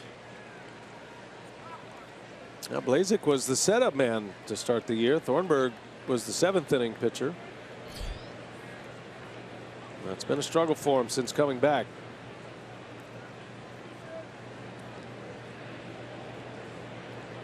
Aledmys Diaz now. Blazek just can't find it. It's a spot where he needs a double play badly. Brewers are already down 3. Tack on runs for the Cardinals the last 2 innings.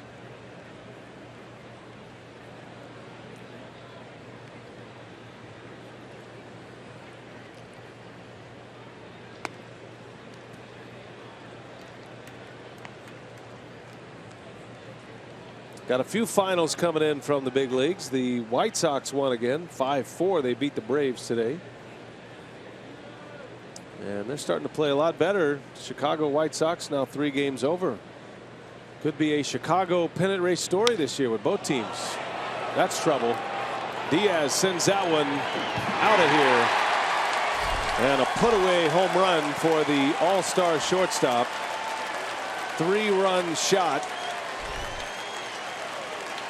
Makes it 7-1. A 4-run inning. Still nobody out.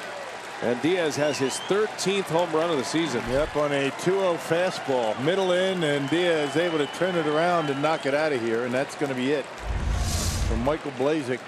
Just didn't have it today. 2 home runs, 2 walks. Did not get an out. And Aledmys Diaz, the Cardinals all-star, might have been a knockout punch right there. Sending many to the exits as Blazek takes the slow walk back. Tough outing for him today. 4-run inning, nobody out. Here comes Marinez. We'll take a break.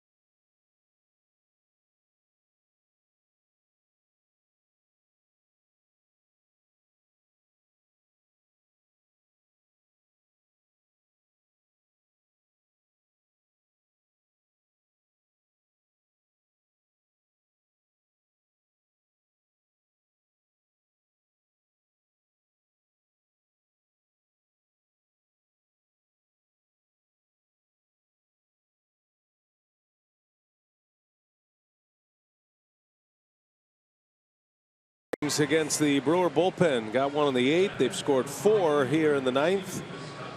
Nobody out. It's 7-1 now. And here comes Jan Marinez trying to restore some order to this one. It's been a while for Jan again. I mean, most of these guys coming out of the bullpen have not worked in a while. Sunday against the Cardinals in that 9-8 Cardinals victory at Busch Stadium. Facing Piscotty. Marinez will start it clean with nobody out. We got to worry a little bit about Michael Blazek right now. No life on his fastball. Doesn't have that spin on the breaking ball. Just doesn't seem right. No. And you're a little concerned, a guy who's already been on the disabled list, that something's going on in there. Yeah, take a good hard look at it, and they got the All-Star break. Probably won't see him again until after the break, and hopefully the maybe 4 or 5 days is going to do him some good. A major league season is relentless. Hard to stay away from injury. Not saying he is. He could just had a bad day, but he's been injured. And it's hard to avoid it when you're going through a full season. Pitches just aren't the same, though.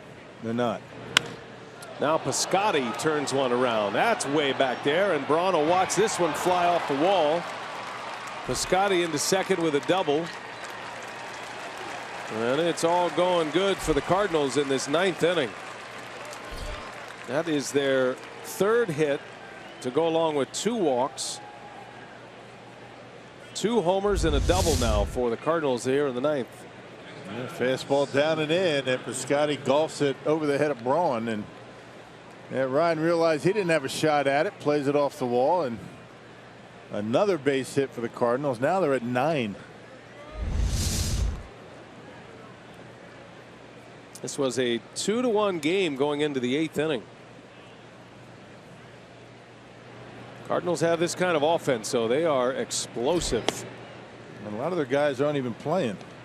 Yeah, good point. Their offense is what has kept them over 500.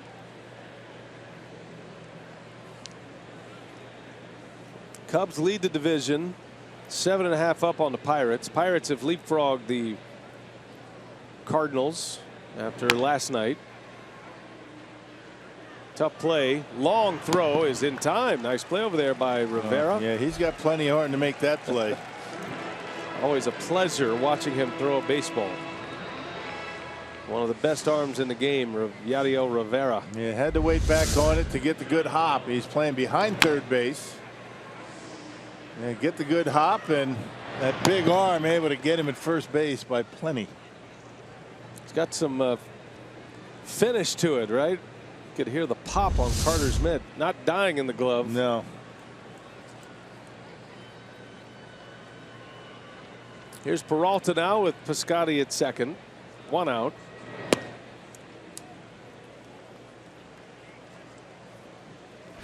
I was talking to Carlos Subero, the Brewers infield coach this year. He was the manager in Double-A Biloxi last year. They went to the Southern League Finals, and he talks about Yadiel Rivera at second base and how great he was at second base. Orlando Arcia was the shortstop, of course, and he said that combination of Arcia and Rivera, as good as any big league combination you could think of. Yeah. Made every play, the throwing arms, the flash, all of it. Well, they're both ready defensively. There's no doubt about that. It's just a matter of whether they're going to hit. Arcia's hit everywhere he's been. Rivera, not so much. A wild pitch will send Piscotty to third.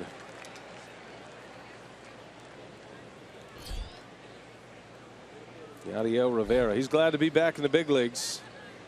Wasn't sure if he was going to get that chance, but. How about a throwing competition between VR and Rivera? Who do you got? And then wait till Arcia gets up here, and then we'll have a skills competition. I like it. You could get it sponsored. Sponsored by If These Walls Could Talk, written by Bill Schroeder. Winner gets a free copy signed. I think it'd have to be in Spanish, wouldn't it? It's okay. You should translate. You should put one out in Spanish. Should That'd be I? great. You got Rick Ramirez over here. He could do the translation for you. You could go in all languages. Let me think about that. That's a good one. That's a good idea. I have nothing else to do in the All-Star break. Put one out in Mandarin and Japanese. You could do a Spanish version. It'd be a million seller, Rock. There'd be a million of them in your cellar. Yeah, right. Before too long. I'll buy them all. All-Star Game shopping. If these walls could talk. With Bill Schroeder, and then in smaller print, Drew Olson. Drew Olson, who actually did all the writing. That was a good time, and a nice book signing a couple of days ago at the Point After out in Franklin. Met a lot of Brewers fans and signed some books. A lot of love out there for you, Rock. Mm-hmm. Vice versa, too. Cruise around the state talking about that book and signing books.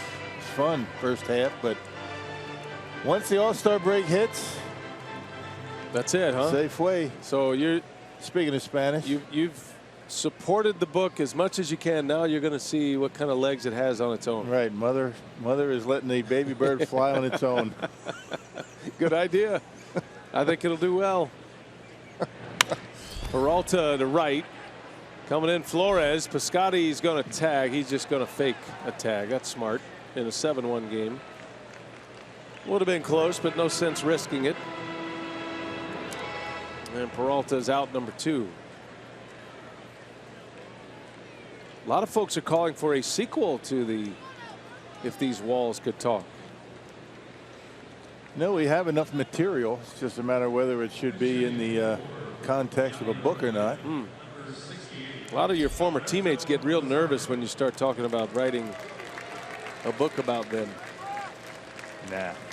They know me. They can trust you. They know me. How about you? Time for you. No books. I no think. book. No. Oh, yeah. Not going to do it. All you've done? Alberto Rosario will bat for the Cardinals. This is his major league debut here. So while this feels like a ho-hum ending, this is most important at-bat of his life. He finally made it to the big leagues. He's getting an at-bat. Alberto Rosario is in the book. Yep, the baseball encyclopedia, when it's updated this year, he's going to be in it. Goal of every kid that has played baseball at some level. Used to pour through that encyclopedia when I was a kid. And you'd start with one name and you'd end up with another, and then you find out what team he played on and just spend a whole day in there. Now you just go to Baseball Reference, the great website which operates just like the baseball encyclopedia. Baseball-reference.com. We all use it. We all need it.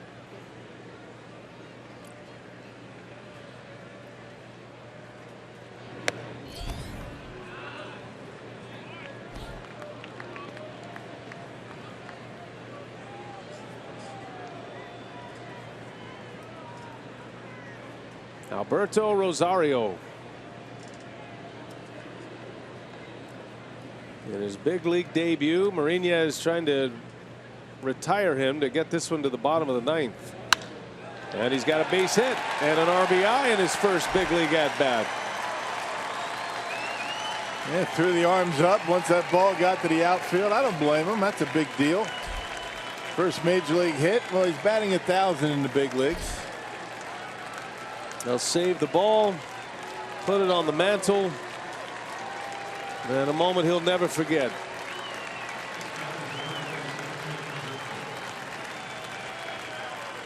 He's pretty cool and calm over there, isn't he, with Billy Miller? No, he's not. He's just trying to pretend like he is. He is fired up. Got his family here. That's great. Great stuff.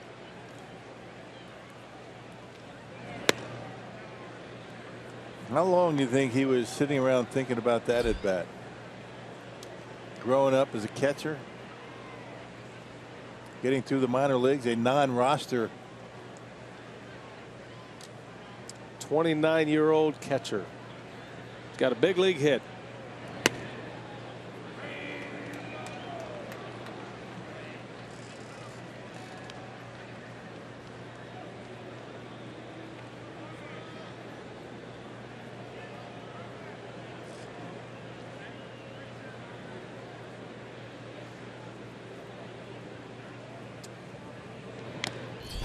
Been a 5-run inning for the Cardinals.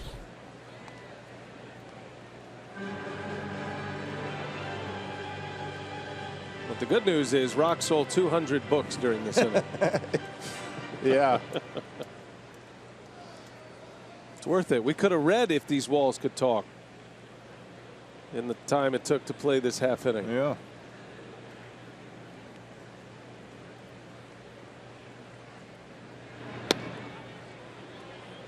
Cardinals batted around here in the 9th.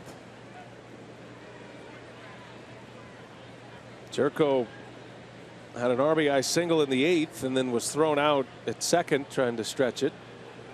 2 hits today, and he made a game-saving play at first base.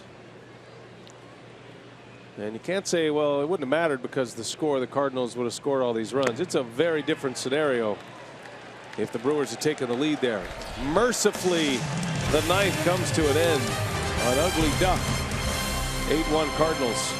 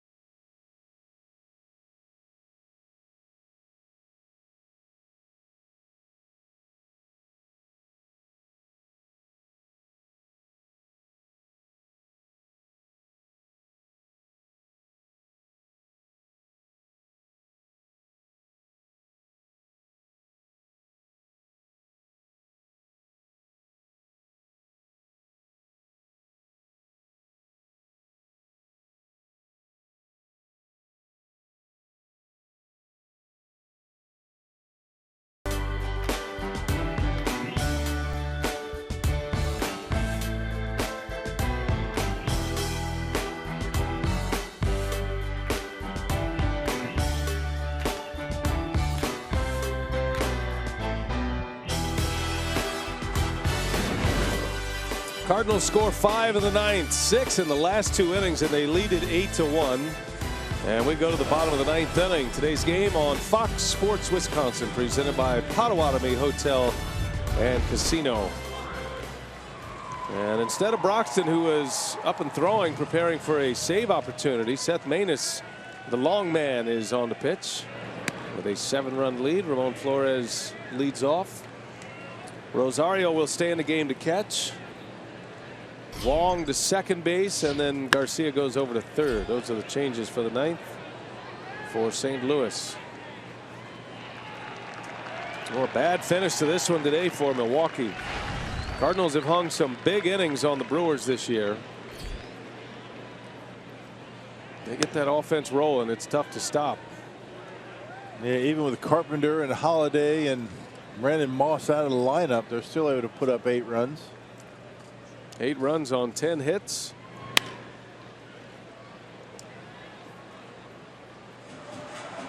Turn it around, do it again tomorrow. Day game tomorrow. 12:30 airtime. Rock and Craig Kashawn will have Brewers Live pregame for you. That's a good time down there. You know what? You should try it sometime. Yeah. Never been invited. You guys had some company with the Bees today. Flores to right center. Well hit, still carrying, but Grichuk is there to run it down for the out.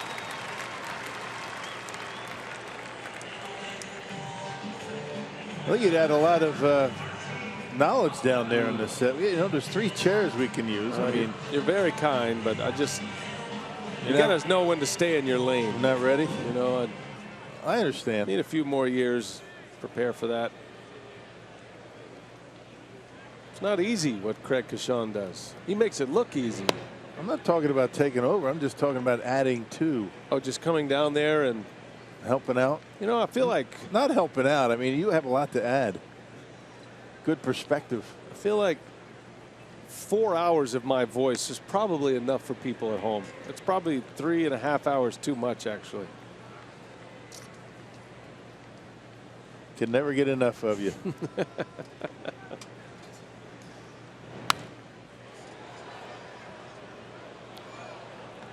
Maldonado had one away. Well, we got Junior Guerra tomorrow, partner.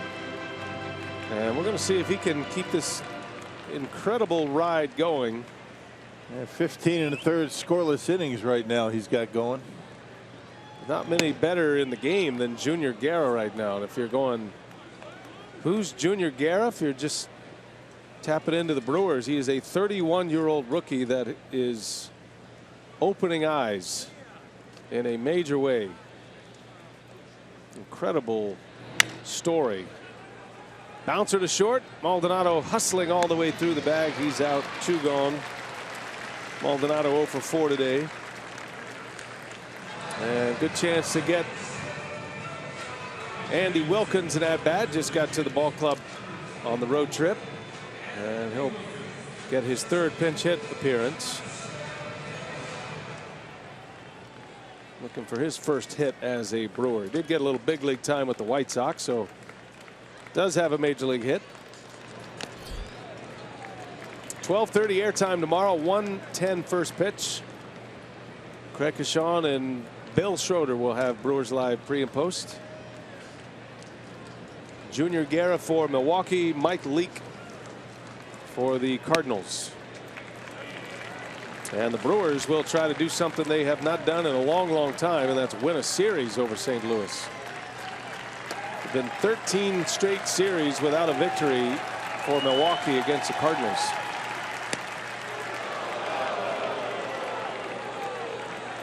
Supposed to be another great day, another beautiful day for weather. Bob Uecker alarm clock. Still a few tickets available. Make sure you come see us tomorrow. If not, we'll see you right here on Fox Sports Wisconsin. Bouncing ball. Jerko's got it, and that'll do it. Cardinals win it. Put the press on late. A run in the 8th, 5 in the 9th, and an 8-1 win makes a winner out of Carlos Martinez. Chase Anderson takes the loss, and the Cardinals have evened the series at a game apiece. Brewers Live coming your way. Let's kick it out to Craig Cashon in the right field corner with the Bees. All right, buzz. Well, not a lot of buzz for the Brewer offense here, as it turns out in this game. It was close until the last 2 innings where the Cardinals put it together. We'll hear from Craig Counsell, get his thoughts. Also get you set for Game 3 coming up tomorrow afternoon. Brewers Live is next.